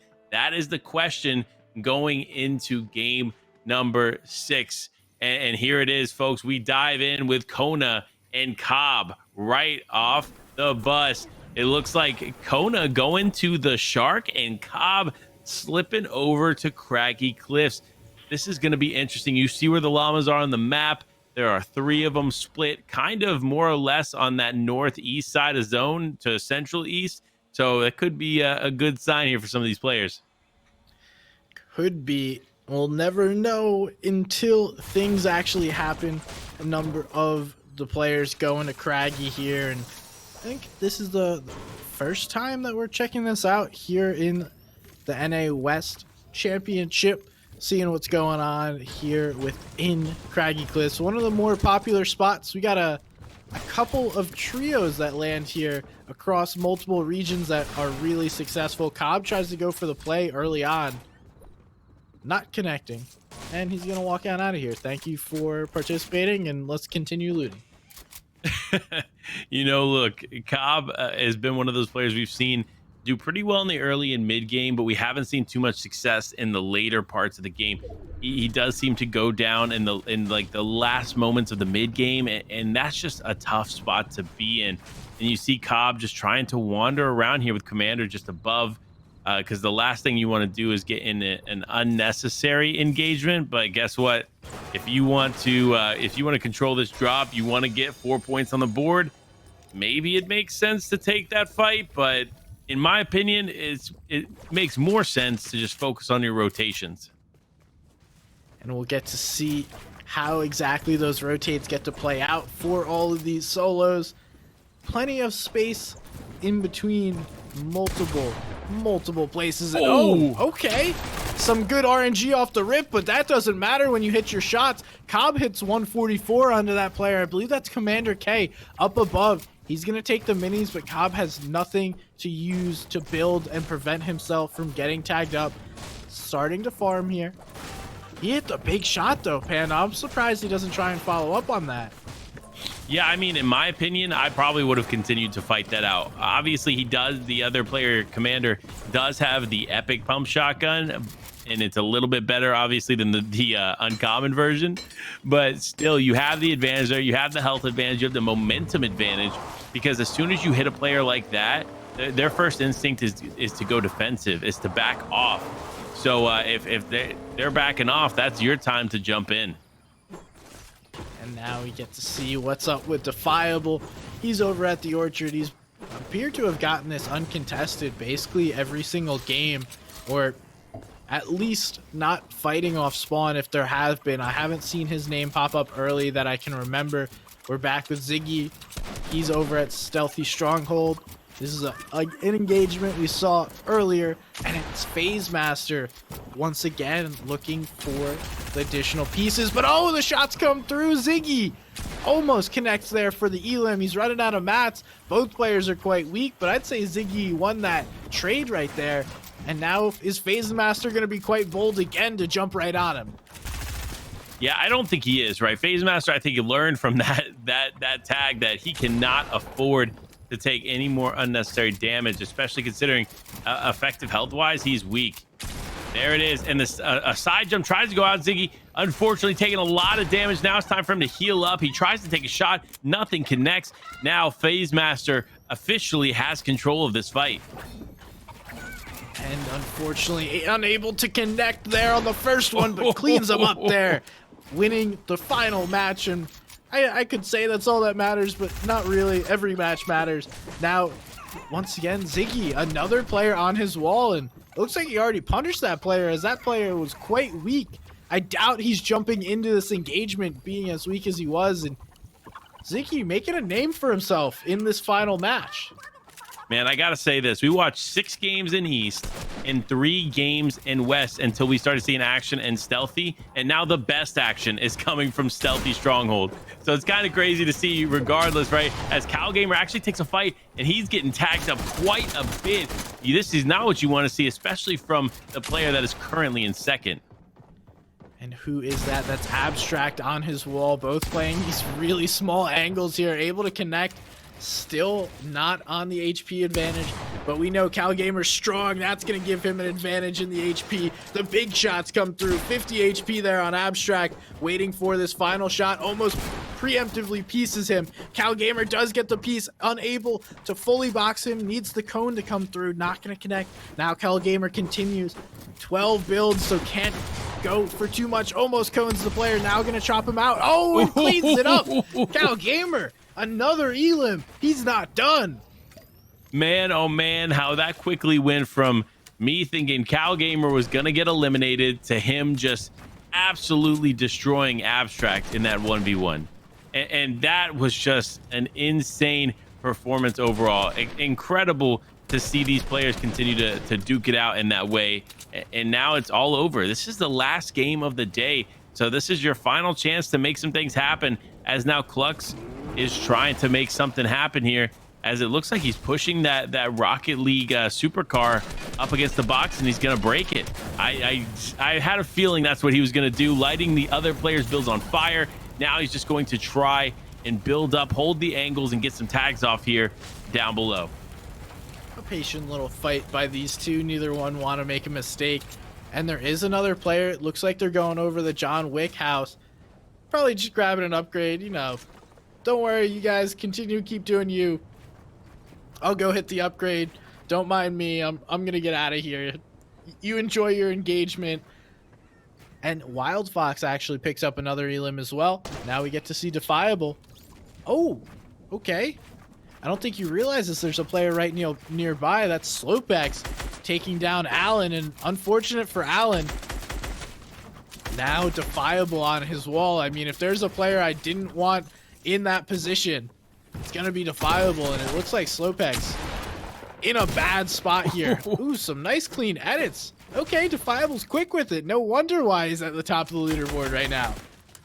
Yeah, doing a great job of controlling the fight there. Defiable immediately gets the other player to back off. That player realizes, you know what, maybe this isn't the fight I want to take, and Defiable ultimately comes out on top, walking away with great loot from the first elimination that didn't go to him, but also walking away with some additional damage there on the second player, because now if Storm Surge becomes an issue, he has that damage, he's above the threshold, and he shouldn't have to worry about too much else going on. Not gonna have to worry about really anything at this point. He's easily solidified that top 50 spot, but I'm guessing he wants that top spot. He's clearly playing here with some aggression and competitiveness as we move towards these end games. Defiable just gonna replace some stuff, put himself in a fully built box of his own, and maybe look to bait this. I mean, okay, I've seen this happen and I've seen it work before. I've also seen it fail, so we'll have to see whether or not this actually works for Defiable. I don't see anyone, at least on the east side of the map, that'll walk on over there, but hey, it's worth a shot. It is worth a shot. And look, if he can bait that other player to come back, like that could work in his favor. But what I will say is we did see Defiable do something similar early on in the broadcast, but at a different POI. So he definitely is known for trying to take advantage of those situations, try to get catch some players off guard, and hopefully make something happen. But now let's talk about another player that's going to try to make something happen, and that is Wild Fox. Wild Fox being one of those players we've seen in the top 10 for a majority of today's tournament. And so now it's all about holding that placement for him in this final game. We do see Wild Fox is going to be up for potentially that third or fourth slot, unless he does something crazy here in these final matches to overcome Defiable and Cal Gamer. But third and fourth is still going to be a shakeup, and we're just now starting to get those placement points. So let's say Defiable, Cal Gamer make a mistake early, there is opportunity for players to come up the leaderboard, and Rec is one just up above that 50 threshold, probably sitting around 35 or so. And it looks like he's going to start walking in. Needs to be careful. He just shot at somebody behind him. Now we get to see Paul World going for the upgrade, grabs a big, taking it right in front of him, and Rec just waiting for his opportunity. Yeah, we've seen Rec not have a ton of success so far, but at least has been able to hold on for a little bit and put some points on the board. But if he's not careful and doesn't stay alive a little bit longer here, he is going to walk away not in one of those top 50 spots. And you know that's what you want here in this game, is you want to be in the top 50 spot. Now, though, it looks like Rec's going to push up on this other player, just pushing up on his wall. And it looks like that other player that we saw right in the beginning is now going to pull up behind. So it's just now you're kind of sandwiching yourself. Not necessarily the best position there for Rex, as Paul and it looks like Jeffer were all on the other sides of these walls. Now someone goes down there. It looks like that was Josh. Rec is going to be the winner of all of that loot. Just because he wasn't able to get the elimination doesn't mean he doesn't win some of that loot there. And Paul, and it looks like Jeffer's still nearby, going at one another. Now it's back to Keto in another engagement against Fusion. We're over at Coral Castle on Edge of Storm. Seems to be a tendency here today. 70 tag, getting in another elim. Well done there by Keto, cleaning it up. Yeah, I mean, look, that's what you want to see. They need to be consistent. They need to put up those tags and continue to make stuff happen. And Keto, especially being down as far as Keto is, if he wants one of those top 50 spots, he's going to have to get the eliminations. He's going to have to get the placement points. He's going to have to work hard, and ultimately, that's what you're going to need to do to come out on top. But regardless, it looks like he's doing good so far. 2 eliminations on the board, and it looks like a couple more players could fall victim to the Keto fire. Now we get to see Defiable. So many peppers in his inventory right now. Moving on through Stealthy Stronghold. Not really going to have to worry about much, but playing quite carefully. Doesn't want a small mistake, and we do see Rec goes down to Paul World. So that engagement over at the upgrade machine that we were watching earlier goes to Paul. He takes down Rec, and Rec now has to hope that however many points he had earlier is going to be enough to get himself into the top 50. Man, if I remember correctly, Rec was at like 179 points, which means that it's probably not going to be enough to make it through. But hopefully he is going to be able to make it through just barely. It doesn't matter. That's what it was for East. It could be very different for West, but we will get that information to you shortly, as now Cal Gamer is looking to get some tags off on Tio. Cal Gamer seems complacent with just hanging out. Already won his one engagement. Doesn't need to worry about Storm. Takes some tags. He's chilling in his box. He owns this space. You come near Cal Gamer, he's going to take you down, or at least that's how it's worked thus far today. Things may change, but likely not. We do see Zerg chilling in the bush. Pyro jumping around. Cal Gamer just looking with eyes wide open for these shots to come through as Vert goes down. Another player who is on the outside looking in. So unfortunately, I don't believe Vert will be qualing for the PlayVS Cup. Again, top 50 advance to the PlayVS Cup, along with the top 50 from NA East. Yeah, so big stuff. Listen, and that's going to be interesting, right? To watch NA West versus NA East. Who do you think is going to come out on top, Gun? My inherent bias says NA East. Well, I mean, look, we've seen how aggressive West can be, and East is good at capitalizing on aggression. I will say that from what we've noticed so far, especially throughout today's tournament. Regardless, though, we're going to see some of that action unfold tomorrow for trios. So make sure to tune in tomorrow. We'll bring you all the action. Somebody's Gun and myself, Life with Panda. We will be here bringing you the trio action as that unfolds tomorrow. Now, speaking of action, Keto is still in it. Now just trying to separate himself here, get some shield on him so he can try to take this fight a little bit more evenly. And there it is. No, unfortunate for him. Keto is going to go down. And that just shows you how much stronger the pump is versus the tack. He took some shots, nothing really connected. And then 27 Rise just turns around and pumps him in the dome. Yeah, Keto was playing quite aggressive there, trying to go for those elims. And it looks like he might be another one that's on the outside looking in.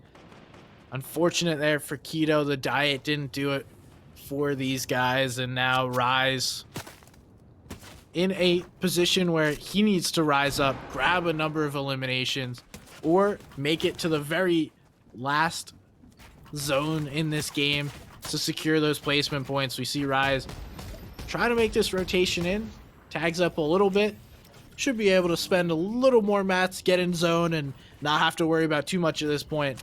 Atso safely within that top 50, but now he's one of those that can contend for one of those top, I'd say 5 or so spots right now. It's really anyone's game. So many players very close to that top 5. Rise on the edge here. Might have to make a play depending on where zone goes, but no. Sometimes you get lucky, Ben. Yeah, he got very lucky, especially considering he only has 70 builds remaining to his name. So if he really wants to stay alive, if you want to make some things happen, he's got to take it slow, take it easy. And fortunately for him, he's not going to have to rotate far. So as long as he continues to hold out and get that kind of luck, he should be all right. But still, 70 builds is not a lot to work with when you're only in the 4th zone. That first moving zone alone is going to take out probably a majority of those 70 builds. So you're going to have to get a refresh. We're probably going to see him try to take an engagement early in zone number 5. Just take a moment. Take it all in. The PlayVS High School Championship featuring Fortnite. Some of the best high school players out west. Give respect to all these guys. Not easy to make it this far. It's not like they were just walking into this championship. Lots of work and effort went into this game. We see Dex, one of those players, contending there for one of the top 5 spots. And here we see how the zone's going to play out. Everyone basically already in 5th zone.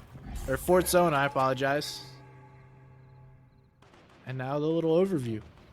See what's going on. A lot of action still going on, and look at how many players are on top of each other, right? And why it always seems to be the case that players, because of the way they rotate, they always seem to stay closer to zone in these matches that we've watched today. You don't see as many players heading towards center zone, so you see players like Slick Nick right now kind of taking advantage of being closer to the center, and it's going to give them a nice little advantage, to say the least, because guess what, all these players on the zone, some of them might have zone going into the 5th, but majority of them are going to have to rotate, and it's not going to be an easy rotation for them. And now I believe Cal Gamer picked up another elim there, so still continuing to thrive. And in a game where you typically see some aggressiveness, some over aggressiveness, we're gonna have Storm Surge in this 5th zone. Zoro at the moment is below. He knows it. Already taking shots there. Cannot find one. Defiable gets some tags. He's like, hey bro, I see you. And now Zoro's going down. Plenty of minis. Should not be an issue to out heal this. I know I normally say don't try and out heal it, but when you have 10 minis in the inventory, you are more than fine. Yeah, until you make a play like that and you try to make a layer change where it gets you easily targeted outside of your fully built building, right? As soon as you do that, you're gonna mess up. Fortunately, though, it does look like he only needs 2 more players to go down for Storm Surge to stop ticking away on him. He is going to get the med kit off, but not without taking a little bit of damage beforehand. Actually, no, there it is. Storm Surge is no longer a problem as Zoro has been able to out heal Storm Surge. And what a turn of events, to say the least. Only took 7 minis and a med kit. I'd say that's totally not worth it, but you know, it happened. It's over. We see Bofa, Nugs takes down Brick Wall there. So Brick Wall was a contender for one of our top spots. Cal Gamer looking down. He's holding a high ground position. That's a surprise. Would have never expected that. Yeah, I wouldn't have, right? You know, Cal Gamer's never been seen on high ground. He's never tried. We're all kidding, chat. We are kidding here because this has been the one spot we've seen Cal Gamer every single game. He finds his way to a high ground position and he holds it. So let's see if he's going to be able to capitalize on this right now, as both Cal Gamer and Defiable still in this game, and both are first and second places on the leaderboard. So it's going to be interesting, to say the least. Who will come out on top? That is the question we are waiting to be answered. And it's going to be a max pull here for Cal Gamer. So normally a player that we've seen using peppers, none in his inventory right now. And someone is cranking. They're going up and up and up, and okay, there's no one there. That's interesting. Well, I don't know. We see Tio, Toomsy, all starting to go towards zone. Tio getting tagged up there. Cal Gamer making his rotation in. Defiable picking up an Elim there onto Jacob. Defiable has the peppers. Might be looking to make a play here. He's already used one. You see Paul World holding the high ground in this zone at the moment. Defiable just making a rotation through. Doesn't want to bother with anyone. Staying alive is his priority. Atso goes down. We'll have to see Tio going down there to Luna. Do Cal Gamer and Defiable run into one another? The zones are going to begin to close, and there's only so much space. These two are bound to go head to head. Yeah, I'm excited. You see Cal Gamer still kind of maintaining the high ground here, as other players are starting to try and creep up here, but no one has been successful thus far. Cal Gamer just applying pressure, and bam, getting the elimination there on Alex. Alex very weak, and now Cal Gamer able to convert that very quickly. Now looking to take some more shots there in the distance. Another elimination there for Cal Gamer. This is not good here for Defiable, as Cal Gamer continues to put elimination points on the board. You know what that means. That means Defiable has to start getting eliminations, or Cal Gamer needs to go down. Either way, it doesn't look like we're going to see Cal Gamer slow down anytime soon. Oh, he's slaying out right now. Getting all the refreshes to sustain this high ground. Zone continues to pull. Defiable running out of materials, but might be looking to make a play here. Jumping onto a player here, and Storm does make... Ooh. Oh my goodness! That was disgusting! Now we see Charzy going to fight Cal Gamer on the high ground. They're contesting for this position. Defiable content with the mid ground. We still have Kinzo here alive in this game. Cal Gamer gives that up. Charzy is on the high ground. Cal Gamer about out of materials, continues to drop. He's way high up there. Defiable still alive, still vibing with everything you could ever ask for. He's looking up, he's trying to see what's above him. As that free height, Charzy just went down. He fell to storm or fall damage. Height is free. Oh man, I think Defiable's the only one that knows that. So if Defiable has the mass to do something, he could definitely take it. And Cal Gamer actually goes down here to Jeffers. That means it's all up to Defiable. Defiable now has the opportunity to take the lead. He gets the elimination there on Zyg.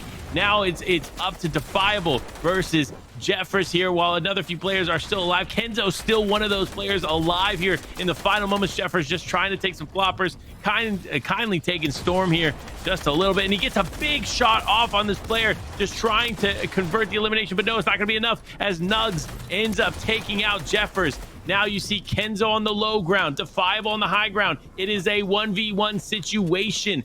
Nugs goes down to Defiable, and it is all up to these two. Who is going to come out on top? That is going to be the question.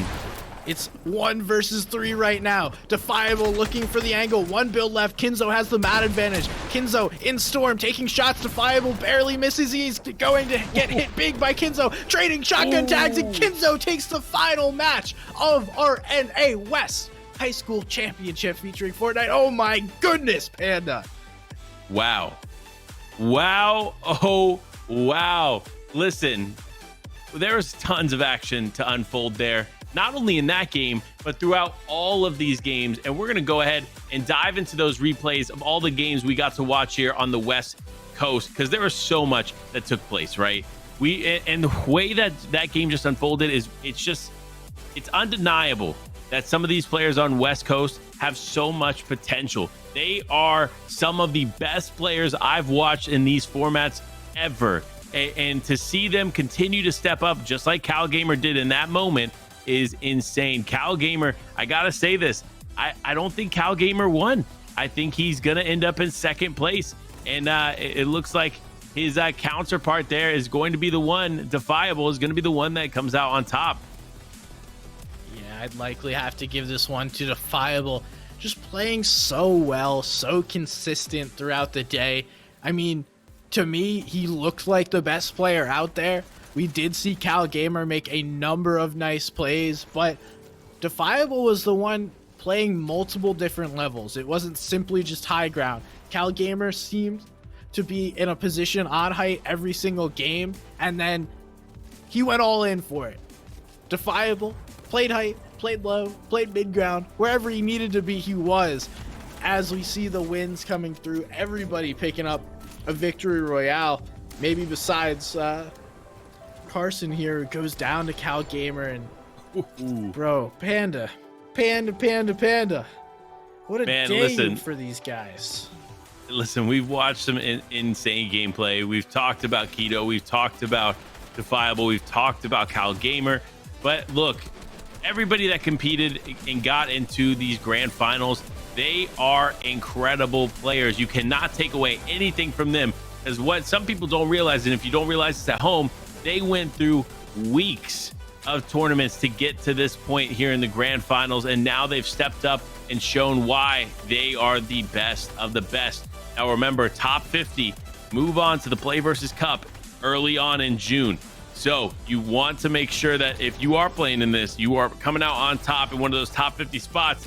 And I believe the players that we see on the screen, Kenzo, Defiable, who got eliminated right there, they're going to be in a top 50 spot, if not a top 10 spot for sure.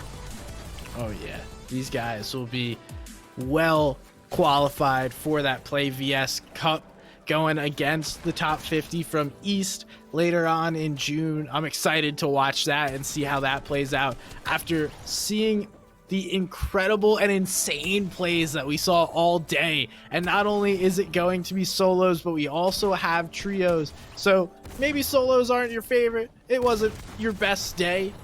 Well, tomorrow we have trio action once again from NA East and NA West. After people come home from school, it's time to play some video games with the Fortnites. But right now, all eyes, all thoughts are currently on this leaderboard to see who was able to finish, one, at the top, and then two, where is that 50th spot and who's advancing to that PlayVS Cup. Yeah, and I think it's almost time for us to dive into the leaderboards here. And I'm excited. I'm excited, Gunn. I've been waiting for these leaderboards, and I'm looking forward to it. We're almost there. For everybody at home, we're almost excited to bring you the results here as we look through some of these clips again. I mean, Cal Gamer, I gotta say, probably one of the most dominant West performances I've seen outside of maybe like Arkham. Definitely played incredibly well here today. Now, when we look at these players, obviously young, talented players, would love to see what Cal Gamer, Defiable are able to do here in the near future, and then also long term over their careers. They proved us today. They are incredible. But let's take a look, see top 50, who qualified, and then we'll break it down from there. Oh man, here it is. The standings. NA West in 50th place. You have Zygy. We watched a lot of gameplay there from Zygy, Luno, Pyro, Rec We talked about wrecking those final moments. He was able to make it through here into 47th place. You see Vortex, Madden, Josh, LOL, Fusion, Blizzard, and GoGo. A majority of those players we watched very closely throughout these games. Now you see Dave, Kaithez, Commander, Char, Zero, Clyde, Blix, Tominal, Abstract, and Kanye making it through as well. And look at the points difference. You see 232 in that 31st spot and 203 in the 40th spot. And now let's see some real points differences as we get closer to the top. You see Sue, you see Voltix, you see Slick Nick, you see Miles, and Rockstra, Extracude, Big Slope, Ezra, and Clux all making it through onto the PlayVS Cup. And we continue on. Let's talk about the top 10. Joss Blank, Frost, Brickwall, Otso, Acting Like Barney, Toomsy, Teo, Duster, or Carson, Extinct, all making it through 11th through 20th. Look at the difference here. 20th place, 267 points. 11th place, 341. Almost 100 point difference. But you want to talk about point differences. Let's look at the top 10. This is going to be the biggest point difference, and I'm not kidding. Over 200 point difference between Moho in 10th place at 341 points, and first place going to Defiable. You see all the great names. We got Garv, SRT Barney, you got Nugs, Dex, Jeffers, Wild Fox, Kenzo, Cal Gamers, and Defiable making their way on. And big props and big shout outs to Defiable, first place, Cal Gamers in second place, and Kenzo in third. What incredible performances from these West players today. Absolutely unbelievable.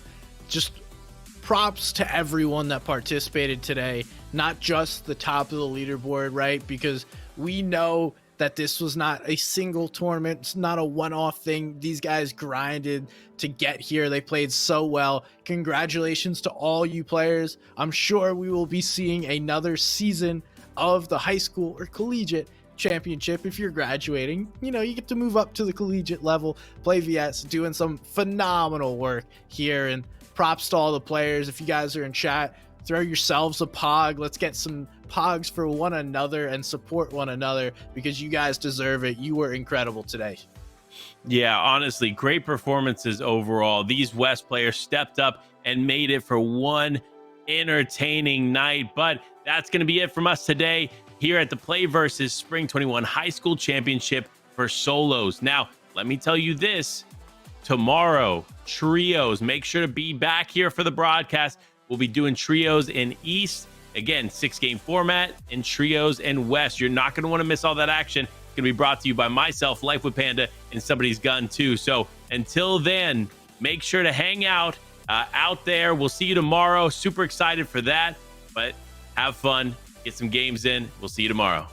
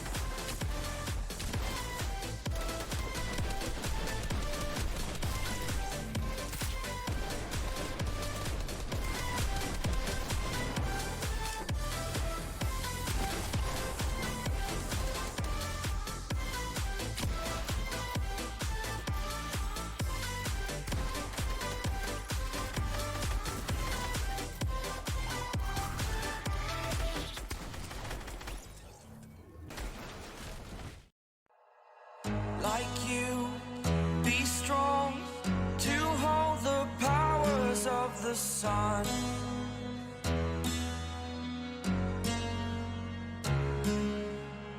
To dream